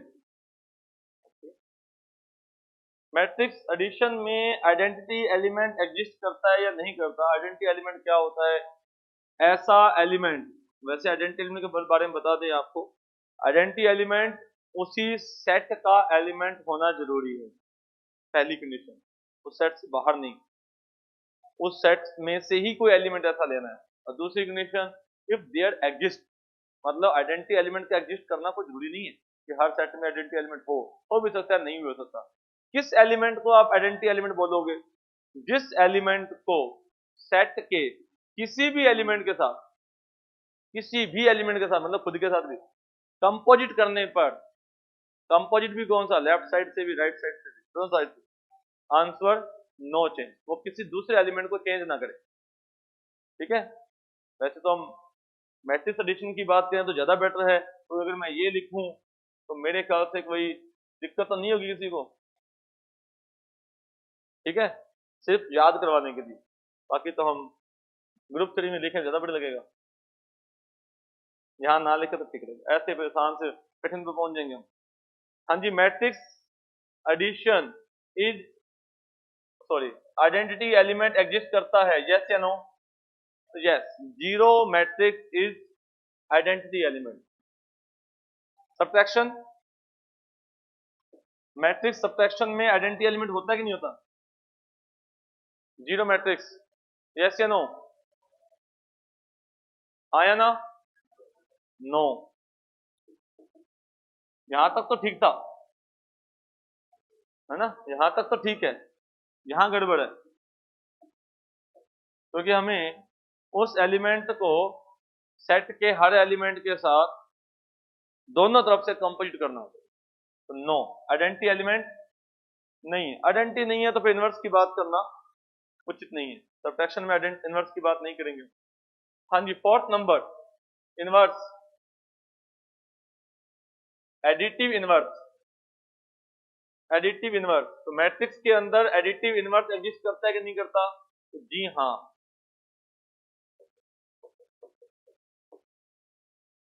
ए का इनवर्स कौन होता है? माइनस ए। इनवर्स, और सब्ट्रैक्शन में हम बात नहीं करेंगे, सब्ट्रैक्शन में आइडेंटिटी नहीं है, आइडेंटिटी नहीं है तो इनवर्स का जिक्र नहीं किया जाएगा, डिफाइंड ही नहीं होगा। इनवर्स के बाद किसकी बात करते हैं? कम्यूटेटिविटी, क्रम विनिमेयता, कम्यूटेटिविटी। हाँ जी, matrix addition is commutative, yes या नो? तो a plus B equal to b plus a for any two matrices a and b, yes या नो? तो yes, matrix addition is commutative. हाँ जी, multiplication, sorry, subtraction is commutative, yes या no? No, matrix subtraction is not commutative. ठीक है, distributivity का जिक्र तो अभी हम डॉट प्रोडक्ट जब करेंगे, प्रोडक्ट करेंगे, matrix product, not dot product, matrix product तब करेंगे। हाँ जी, कैंसलेशन लो, कैंसलेशन लो, निल्सन नियम, a plus B equal to a plus c, it's implies b equal to c, yes या नो? यस। ये कुछ शब्द हैं जो हम, जिससे आगे जाकर हमें परिचित होना ही होना है, आज नहीं तो आगे वाले टॉपिक में कौन कौन से, closure, associativity, identity, inverse, commutativity, distributivity और कैंसलेशन, ये 7 चीजें हैं। और आगे थोड़ा और देखोगे तो आइडेम्पोटेंट वगैरह भी जिक्र होता है कभी कभी, देखिए 7 तो हमें पढ़नी पड़नी है। ठीक है, स्केलर मल्टीप्लिकेशन का मतलब है एक मैट्रिक्स को किसी संख्या से गुना करना। ठीक है, स्केलर मल्टीप्लिकेशन, मान लो एग्जांपल के लिए हमारे पास एक मैट्रिक्स है 2 1 5 0 -1 3, this is 2 into 3। Scalar multiplication जैसे आपने कह दिया कि 2 है, ठीक है, 2 से गुना कर दिया, या माइनस है, this is also scalar multiplication, आपने मैट्रिक्स ए को -1 से गुना कर दिया। ठीक है, तो 2a का मतलब मैट्रिक्स के हर एलिमेंट को 2 से गुना किया गया, मैट्रिक्स के हर एलिमेंट को 2 से गुना किया। ठीक है, दिस इज स्केलर मल्टीप्लिकेशन। इसका रिवर्स का मतलब ये है कि जब हम मैट्रिक्स में से कॉमन लेना चाहेंगे तो पूरी मैट्रिक्स के हर एलिमेंट में से बाहर लिखा जाएगा। यानी अगर यहां से इस मैट्रिक्स में से किसी एलिमेंट को कॉमन लेना चाहते हैं, एग्जांपल के लिए 2 लिखना चाहते हैं, तो जब 2 बाहर कब आएगा, जब वो पूरी मैट्रिक्स के हर एलिमेंट से 2 का भाग कर देंगे, जब है ना, सिंपल सी बात। तो दिस इज स्केलर मल्टीप्लिकेशन, कि पूरी मैट्रिक्स को किसी संख्या से गुना करना, 2 से, 5 से, -1 से, this is called scalar multiplication. क्या प्रॉपर्टीज हो सकती हैं scalar multiplication? Very simple, m into n A equal to n into m A equal to m into n A, m और n any two real values, ये simple. और a matrix की बात हो रही है, m प्लस एन ए, ये कुछ बेसिक सी बात है, ठीक है। m into A plus B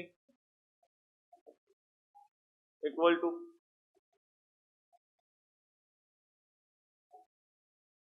ये तो हम करते हैं, हमें पता नहीं, बस बता रहा था ना, और तो भाई हम करते रहते हैं, कोई बड़ी बात नहीं। ये इंपॉर्टेंट टॉपिक है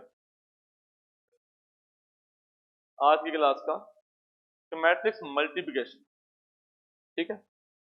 एक मैट्रिक्स को दूसरी मैट्रिक्स के साथ कब गुना किया जा सकता है? जैसे हमने देखा कि 2 मैट्रिक्स को आपस में जोड़ा कब जा सकता है, मतलब जोड़ने की भी कंडीशन है, क्योंकि हम ऐसे हम नंबर सिस्टम थोड़ी पढ़ रहे हैं कि हम 2 संख्याओं को जोड़ रहे हैं। नंबर सिस्टम के अपने नियम थे, उसको मैट्रिक्स के अंदर थोड़ी अप्लाई कर सकते हैं कि आप मैट्रिक्स को जोड़ना है जैसे संख्याओं को जोड़ते हैं, ऐसा थोड़ी है। नियम है कि हर मैट्रिक्स को आपस में नहीं जोड़ सकते, ठीक है। कि हर चीज का, जैसे बूलियन जेब्रा है, बूलियन जेब्रा का अपना नियम है ना, 1 + 1 equal to, in Boolean algebra a + a equal to a, है ना, 1 + 1 equal to 1 in Boolean algebra. तो आप बूलियन जेब्रा पढ़े तो कंप्यूटर में पढ़ते हैं, है ना, तो उसका अलग नियम है। तो संख्याएं थोड़ी हैं, दिखने को 1 नहीं है, वो 1 + 1, वो बूलियन जेब्रा। इस सेंस जब हम रिंग थ्योरी पढ़ रहे थे या साइक्लिक ग्रुप पढ़ रहे थे, तो मैंने पूछा था कि 1 की पावर -1, है ना, तो उसमें क्या आया था, 2 की पावर, ऐसे एलिमेंट आया था ना, याद है क्या? जनरेटर होता ना 1 और -1 साइक्लिक ग्रुप के, तो 1 से हमने सारे एलिमेंट, 1 की पावर 2 कितना आया था जेड प्लस में, 1 की पावर 2, 2, याद है कुछ? ध्यान रख लिया करो कुछ ऐसे तो वहां मतलब वहां ग्रुप थ्योरी पढ़ रहे थे, अब ग्रुप थ्योरी पढ़ रहे तो 1 की पावर 2 इन जेड प्लस, तो 2 आया था, तो ग्रुप थ्योरी है वो, कि उसका क्या कंपैरिजन किसी के साथ। तो रियल संख्याएं थोड़ी है, दिखने में बिल्कुल 1 की पावर 2, लिखने को तो 1 है और 1 की पावर 2 है, तो 1 की पावर 2 कितना होता है? तो 1 ही होता है जी। ये बात नहीं, बात है कि किसको पढ़ रहे हो आप। तो वही बात है कि आप मैट्रिक्स के बारे में पढ़ रहे हैं, संख्याओं के बारे में नहीं पढ़ रहे, तो मैट्रिक्स का अपना अलजेब्रा है कि एक मैट्रिक्स को दूसरी मैट्रिक्स के साथ कब मल्टीप्लाई किया जा सकता है, तो उसका अपना नियम है, कैसे गुना होता है, गुना करने पर क्या रिजल्ट आता है, संख्याएं थोड़ी हैं।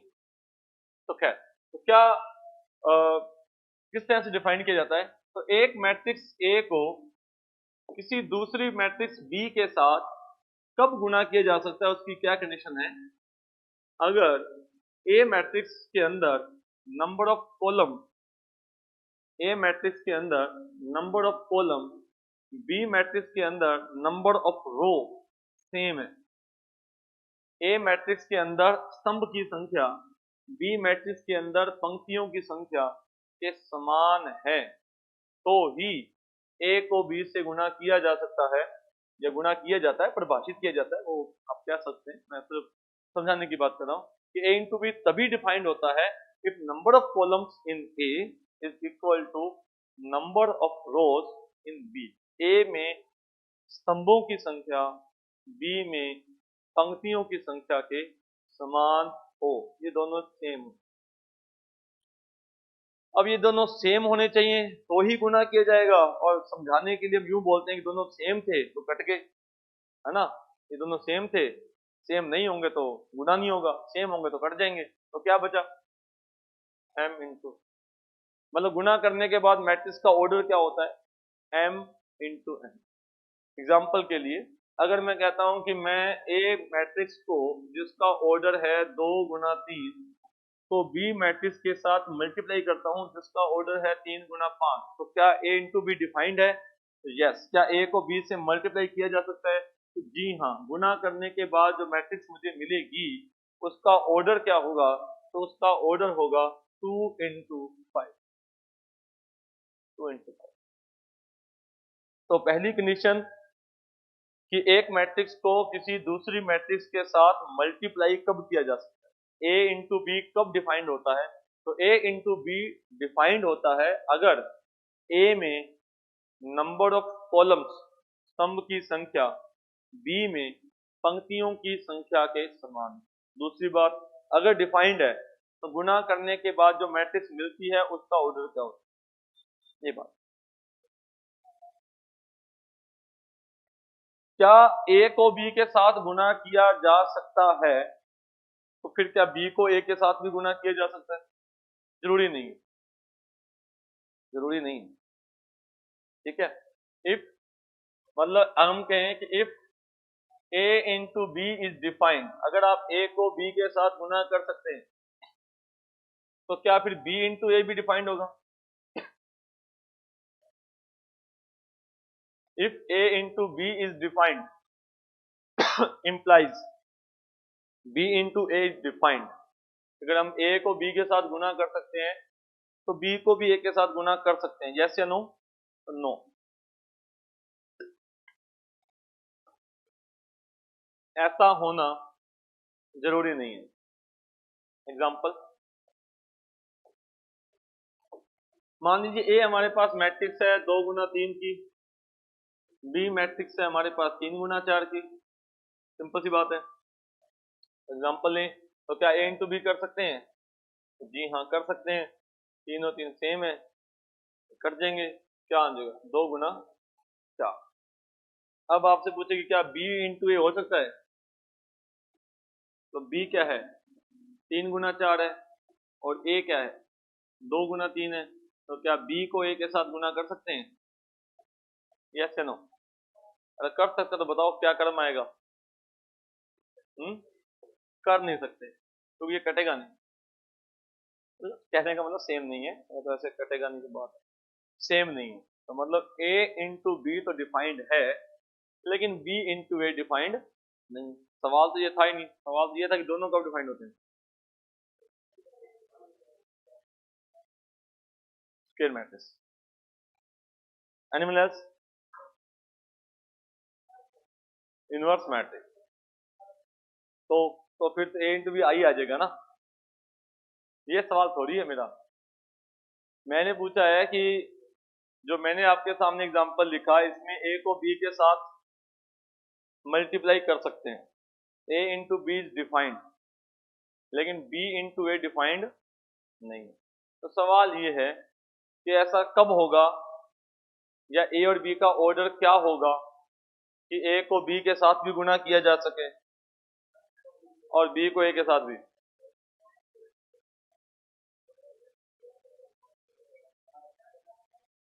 बोलो, ऐसे सब्जी मंडी की तरह मत बोलो, एक तरह बोलो कोई जिसको अपने आप पर विश्वास हो।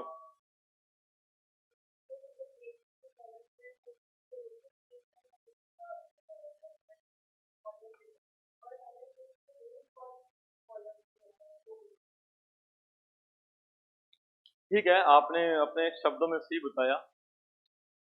कॉमन लैंग्वेज में या हाँ जी राहुल जी।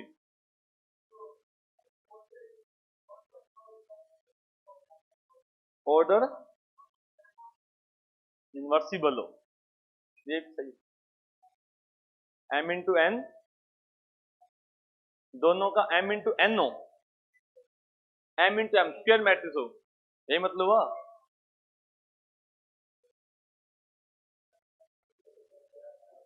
ये इस पर इसलिए बात की जा रही है, एग्जाम में सवाल आ चुके हैं इसका। एग्जाम में सवाल बना था 2012 के स्कूल एचआर के अंदर। देखिए जैसे भी ये सवाल जब पुटअप किया जाता है फर्स्ट टाइम जब भी क्वेश्चन अराइज होता है तो सबसे फर्स्ट हमारे माइंड में पर्टिकुलर केस आता है, जो हमारे दिमाग में बात आती है ना कि दोनों स्क्वायर मैट्रिक्स हो, दिस इज पर्टिकुलर केस। ठीक है, गलत नहीं है, लेकिन वो विशेष स्थिति है। मतलब अगर हम ये सोचते हैं कि अगर ए का ऑर्डर 3 गुना 3 है और बी का ऑर्डर भी 3 गुना 3 हो, तो उस केस में ए इंटू बी डिफाइंड होगा और बी इंटू ए भी डिफाइंड होगा। तो बिल्कुल आपने सही सोचा, ऐसा होगा। लेकिन ये जनरल केस नहीं है, ये पर्टिकुलर केस है।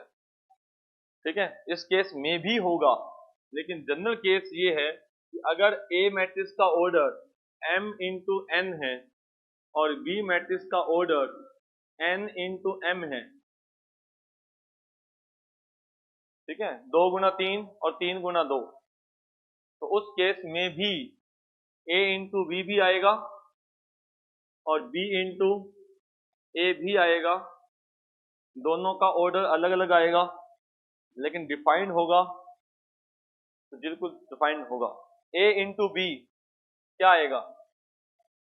a into b m into m, b into a n into n. तो दोनों डिफाइंड होंगे? तो जी हाँ, दोनों डिफाइंड होंगे। एग्जाम्पल हम सिंपल ले लेते हैं। अगर हम 2 गुना 3 और 3 गुना 2 की बात करें,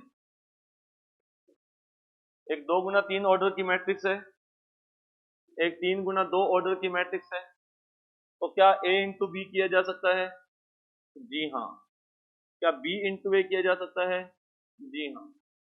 a इंटू बी करने पर क्या ऑर्डर आएगा? 2 गुना 2। और b इंटू ए करने पर क्या आएगा? 3 गुना 3। तो क्या दोनों इक्वल आएंगे? कतई नहीं आएंगे ना, कतई नहीं आ सकते। क्यों नहीं आ सकते? क्योंकि उनका ऑर्डर ही सेम नहीं है। तो आगे की तो क्वेश्चन मार्क ही नहीं है, कि सवाल ही खड़ा नहीं होता कि जब उनका ऑर्डर ही सेम नहीं है तो क्या इक्वल हो सकते हैं? कि छोटी क्लास में आता है कि 1 किलो सोना और 10 किलोग्राम चीनी इक्वल हो सकती है क्या? ऐसा आता ना, इक्वल का मतलब ही नहीं है सर, सवाल ही सही नहीं है कि आप किन दो चीजों की तुलना कर रहे हो, है ना। आप पूछो कि 1 किलोग्राम चीनी और 1000 ग्राम चीनी इक्वल है कि नहीं, ये तो सवाल बनता है ना। तो बात ये है, कहने का मतलब मजाक की बात है, ऑर्डर ही सेम नहीं है तो इक्वल का इश्यू नहीं है। इसका मतलब दो बातें क्लियर हुई। पहली बात, a इंटू बी और b इंटू ए डिफाइंड कब होता है? ठीक है, जब उनका ऑर्डर किस तरह से हो, m इंटू एन और n इंटू एम। आपको ये कहना चाहिए, अगर आप कहते हो कि दोनों स्क्वायर मैट्रिक्स हो, तो ये पर्टिकुलर केस है। ठीक है, और कहीं ना कहीं गलत है, क्योंकि आप तो यही कह रहे हो कि स्क्वायर मैट्रिक्स होने पर ही ऐसा होता है। समझ गए? यस या नो, है ना। चलिए, तो पहली बात तो ये हुई कि ऑर्डर आपका। दूसरी बात उससे एक और क्लियर हुई कि अगर a इंटू बी और b इंटू ए दोनों डिफाइंड है, तो दोनों का इक्वल होना जरूरी नहीं। जरूरी नहीं कि इक्वल हो। आप a को b के साथ गुना भी कर सकते हैं, b को a के साथ गुना भी कर सकते हैं, लेकिन दोनों आपस में इक्वल जरूरी नहीं है। तो a into b not equal to b into a. तो matrix multiplication is not commutative. Matrix multiplication is not commutative.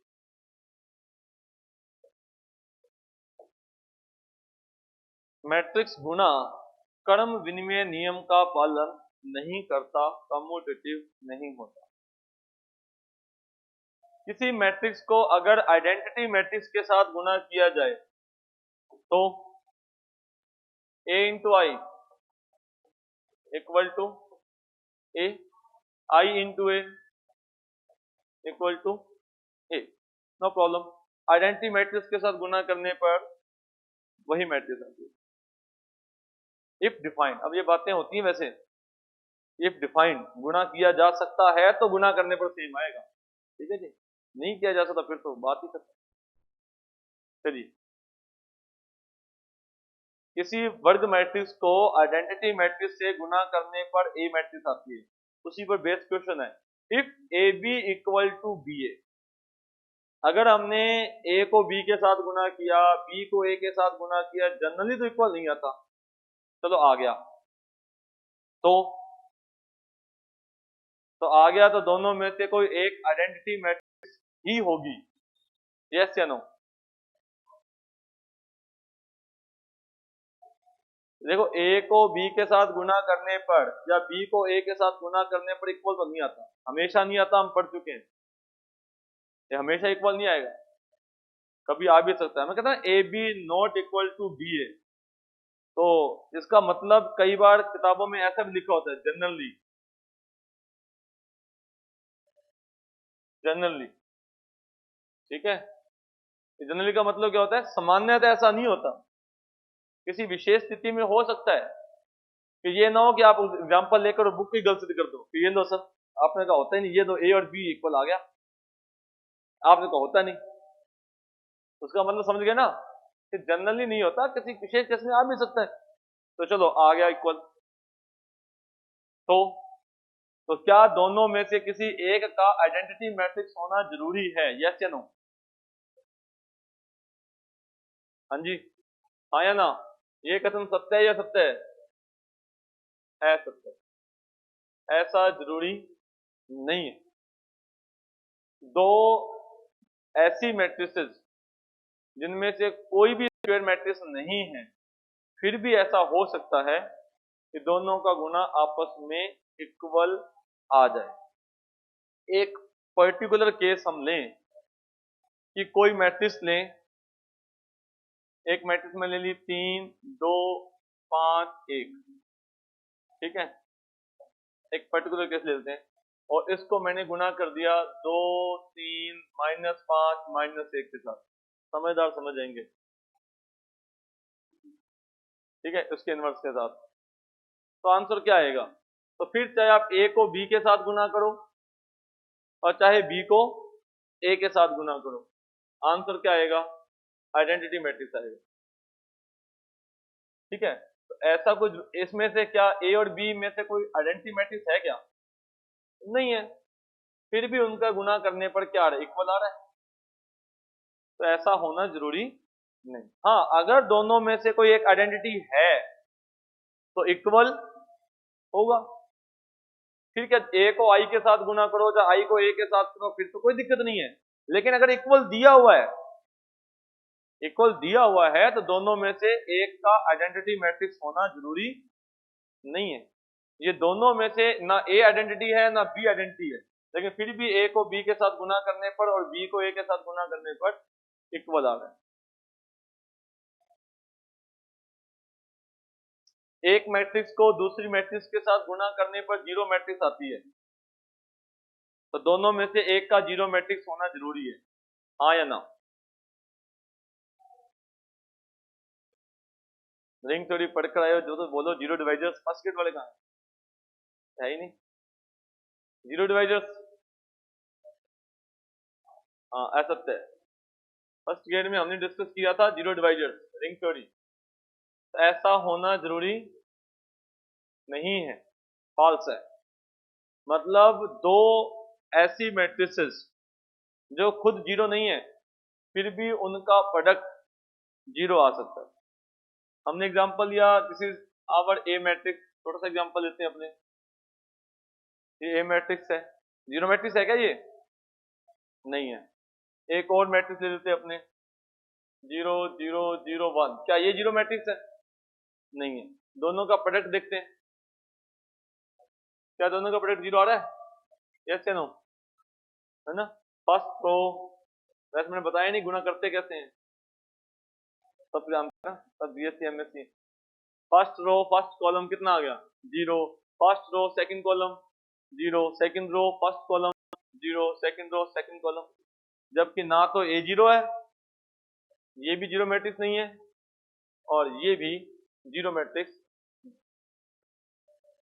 तो अगर एक मैट्रिक्स को दूसरी मैट्रिक्स से गुना करने पर जीरो आता है तो जरूरी नहीं है कि उन दोनों में से कोई एक जीरो मैट्रिक्स ही हो, ठीक है। If a into b equal to zero, it's not implies either a equal to zero और b इक्वल, उन दोनों में से बिना दोनों के जीरो हुए भी उनका प्रोडक्ट जीरो आ सकता है। अगर जीरो है उन दोनों में से कोई एक मैट्रिक्स, फिर प्रोडक्ट जीरो आएगा ही आएगा, फिर कोई दिक्कत नहीं।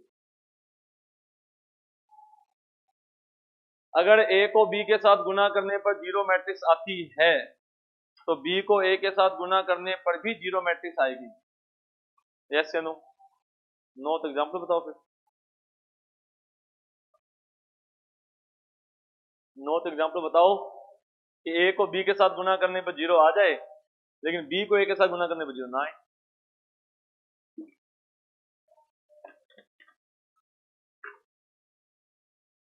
फिर आपकी बात मान लेंगे। ठीक है, बताओ। ये एग्जाम्पल लिया था अपने अपने ये लिया था ना, ये तो 0 आ ही गया था। इसी को रिवर्स लेकर देखो एक बार, है 0 आएगा, इसमें तो आ जाएगा ना, कि नहीं आएगा? नहीं, माइनस की जरूरत नहीं है। अच्छा, अब चेक करना, ए इंटू बी चेक करो, 0 आ रहा है। A into b, first row, first column, first row, second column, 0 आ रहा है। अब 0 इंटू बी इंटू ए आ रहा है क्या 0? हाँ जी, यस या नो? अब भी आ रहा है क्या? नहीं आ रहा। दिस इज 0, दिस इज 0, तो आ रहे हैं, आने 0। और इसका गुण इसके साथ करोगे तो ठीक है जी। तो मैंने 1 को यहां लिखा है थर्ड एलिमेंट। तो ए इंटू बी 0 आ रहा है, ए भी 0 नहीं है, बी भी 0 नहीं है। अगर दोनों में से कोई एक 0 ले लोगे ना, फिर तो ए इंटू बी भी 0 आएगा और बी इंटू ए भी 0 ही आएगा। फिर कोई किंतु परंतु वाली बात नहीं है। बात तो ये है कि ए इंटू बी करने पर 0 आ जाए और बी इंटू ए करने पर 0 ना आए। ऐसा है तो जी हाँ, ऐसा होता है। मतलब ए इंटू बी, दो संख्याएं नहीं है, दो मैट्रिसेस का गुना 0 है, तो उनका रिवर्स का गुना 0 होना जरूरी नहीं है। तो a into b equal to 0, it's not implies, या फिर सीधा कह दो सत्य है, एक ही बात है। तो ऐसा कह दीजिए, तो ये क्या है, सत्य है या सत्य है? तो फॉल्स, ये सही नहीं है। अगर a इंटू बी 0 है तो जरूरी नहीं है कि b इंटू ए भी 0 है। किसी पर्टिकुलर केस को मत लेना। जनरली पूछा जाता है कि matrix multiplication is commutative, yes या नो? इसका मतलब ये नहीं कि आप उदाहरण देकर बिठा देना कि ये लो जी कम्यूटेटिव होता है। हमेशा होता है कि नहीं होता? तो नहीं होता। ऐसे नहीं एग्जाम्पल लेकर सोच रहना, ये बहुत गलतफहमी होती है, खास करके जब रिलेशन पढ़ा जाता है ना, रिफ्लेक्सिव रिलेशन, सिमेट्रिक रिलेशन, तब बड़ी दिक्कत है। चलो ये बता दो यस या no. a into b equal to a into c, it implies b equal to c। Matrix multiplication में कैंसलेशन लो फॉलो होता है या नहीं होता? हाँ जी, नहीं होता। Very good, this is false. ऐसा नहीं होता कि आपने ए से ए काट दिया। कब काट सकते हैं? काटने का मतलब कब हटा सकते हैं? जब, है ना, ये तो हमेशा तो नहीं होता। ठीक है, हमेशा नहीं होता। इफ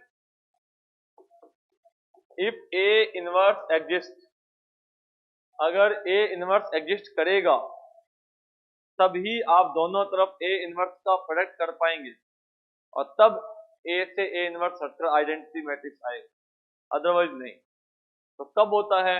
जब ए इनवर्स एग्जिस्ट करता है, मतलब डिटर्मिनेंट ए की वैल्यू नॉट इक्वल 0 है, मतलब ए कैसी मैट्रिक्स है, नॉन सिंगुलर। ये हम आगे डिस्कस करेंगे। तब क्या होगा? तब बी इक्वल टू सी आएगा, तब कैंसिलेशन लॉ फॉलो होता है, अदरवाइज नहीं होता। तो आप सिंपल याद कीजिए, क्या मैट्रिक्स मल्टीप्लिकेशन में कैंसलेशन लॉ फॉलो होता है? तो जी नहीं, मैट्रिक्स मल्टीप्लिकेशन में कैंसलेशन लॉ फॉलो नहीं होता। ए से ए नहीं कर सकते। एसोसिएटिव,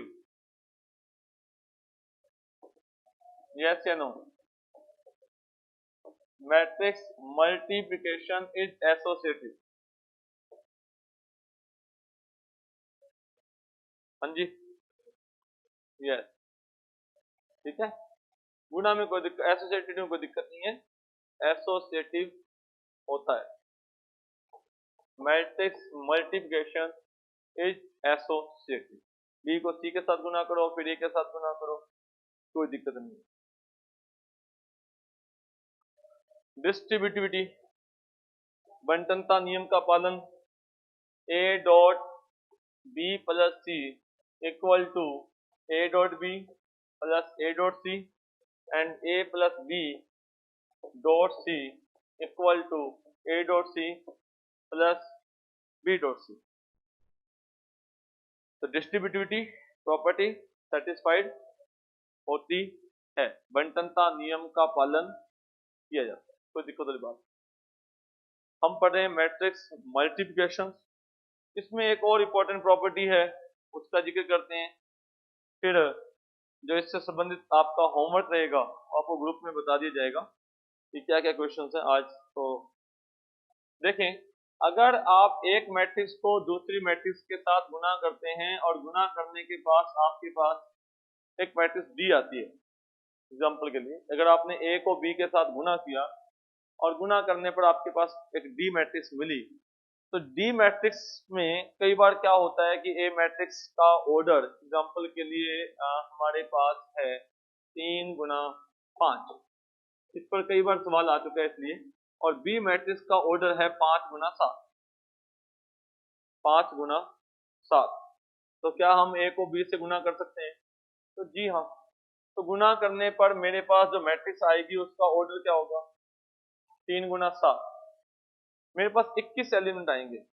और कई बार वो क्या करता है, उन 21 एलिमेंट को ना पूछकर उस 21 एलिमेंट में से कोई पर्टिकुलर एलिमेंट पूछता है, कि मतलब if A B equal to D, ठीक है, डी और डी आई जे,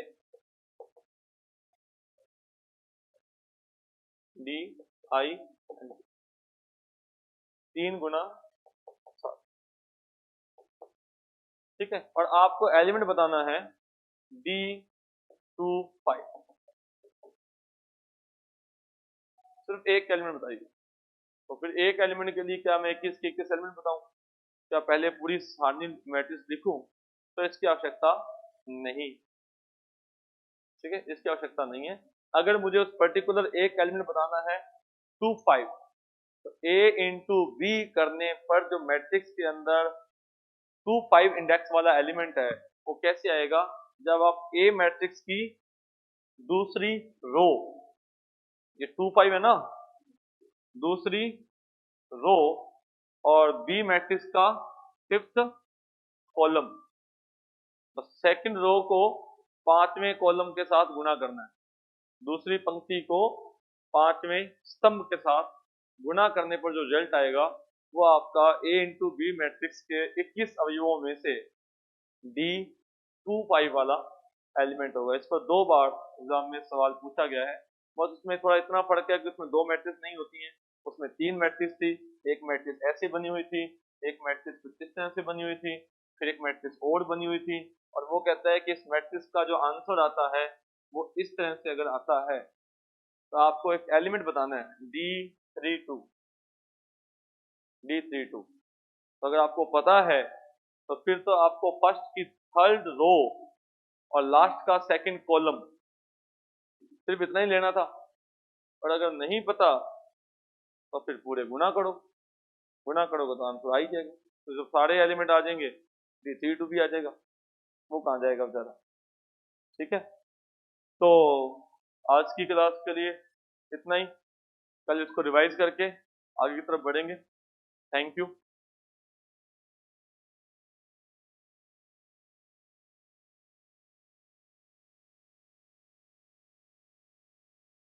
हैं क्या उनके पास? हाँ जी, अच्छा कोई बात नहीं, क्या कहते हैं सभी के लिए है? ओल्ड के लिए यार, प्रिंट भी कितना बढ़िया निकल रहा है। ठीक है भाई, अब अच्छा तो सीख रहे, देखना दिखता है क्या तेरे को? वो आधे मन से निकाल रहा है, गुस्सा हो रहा है बेचारा। अच्छा, अभी जो नए स्टूडेंट्स हैं, अभी तक हमने क्लास में सेट नंबर 1 दिया है, एक सिलेबस दिया है और एक क्लास का शेड्यूल दिया है। क्या ये सबके पास पहुंच गया? 3 पेज हैं, एक तो सेट बुकलेट ऐसी जिसके ऊपर सेट नंबर 1 लिखा हुआ है, ठीक है, और आरपीएससी वाली क्वेश्चन मिल गए सबको? अच्छा, अभी तक पता क्या है, जो पुराने विद्यार्थी बस अपना बैच का कोई धनी धुरी नहीं है कि अपना बैच कौन संभालेगा, है ना? तो इसलिए थोड़ा समय लग रहा है सिस्टम सेट करने में। और जो पुराने विद्यार्थी हैं, ये जो बुकलेट है हमने जो कहा था, ये आपकी बुकलेट तैयार है, आप ये ले जा सकते हो। इसमें 30 टेस्ट हैं, ठीक है, ये इस तरह से ये 30 टेस्ट है, जिसमें मैट्रिक्स के 2 टेस्ट हैं, तो हर टॉपिक का एक एक टेस्ट कम से कम है वैसे, और 30 टेस्ट हैं, और पीछे इसके आंसर किए, ठीक है। आप 1 by 1 टेस्ट शुरू कर सकते हैं। जो आपको सुझाव लगे, मिस प्रिंट हो, आप ग्रुप में बता सकते हैं। नए विद्यार्थी जल्दबाजी ना ही करें ले जाने में, अभी तो मेरे हिसाब से, है ना, अभी आवश्यकता नहीं है आपको। ठीक है जी, कल मिलते हैं। Thank you.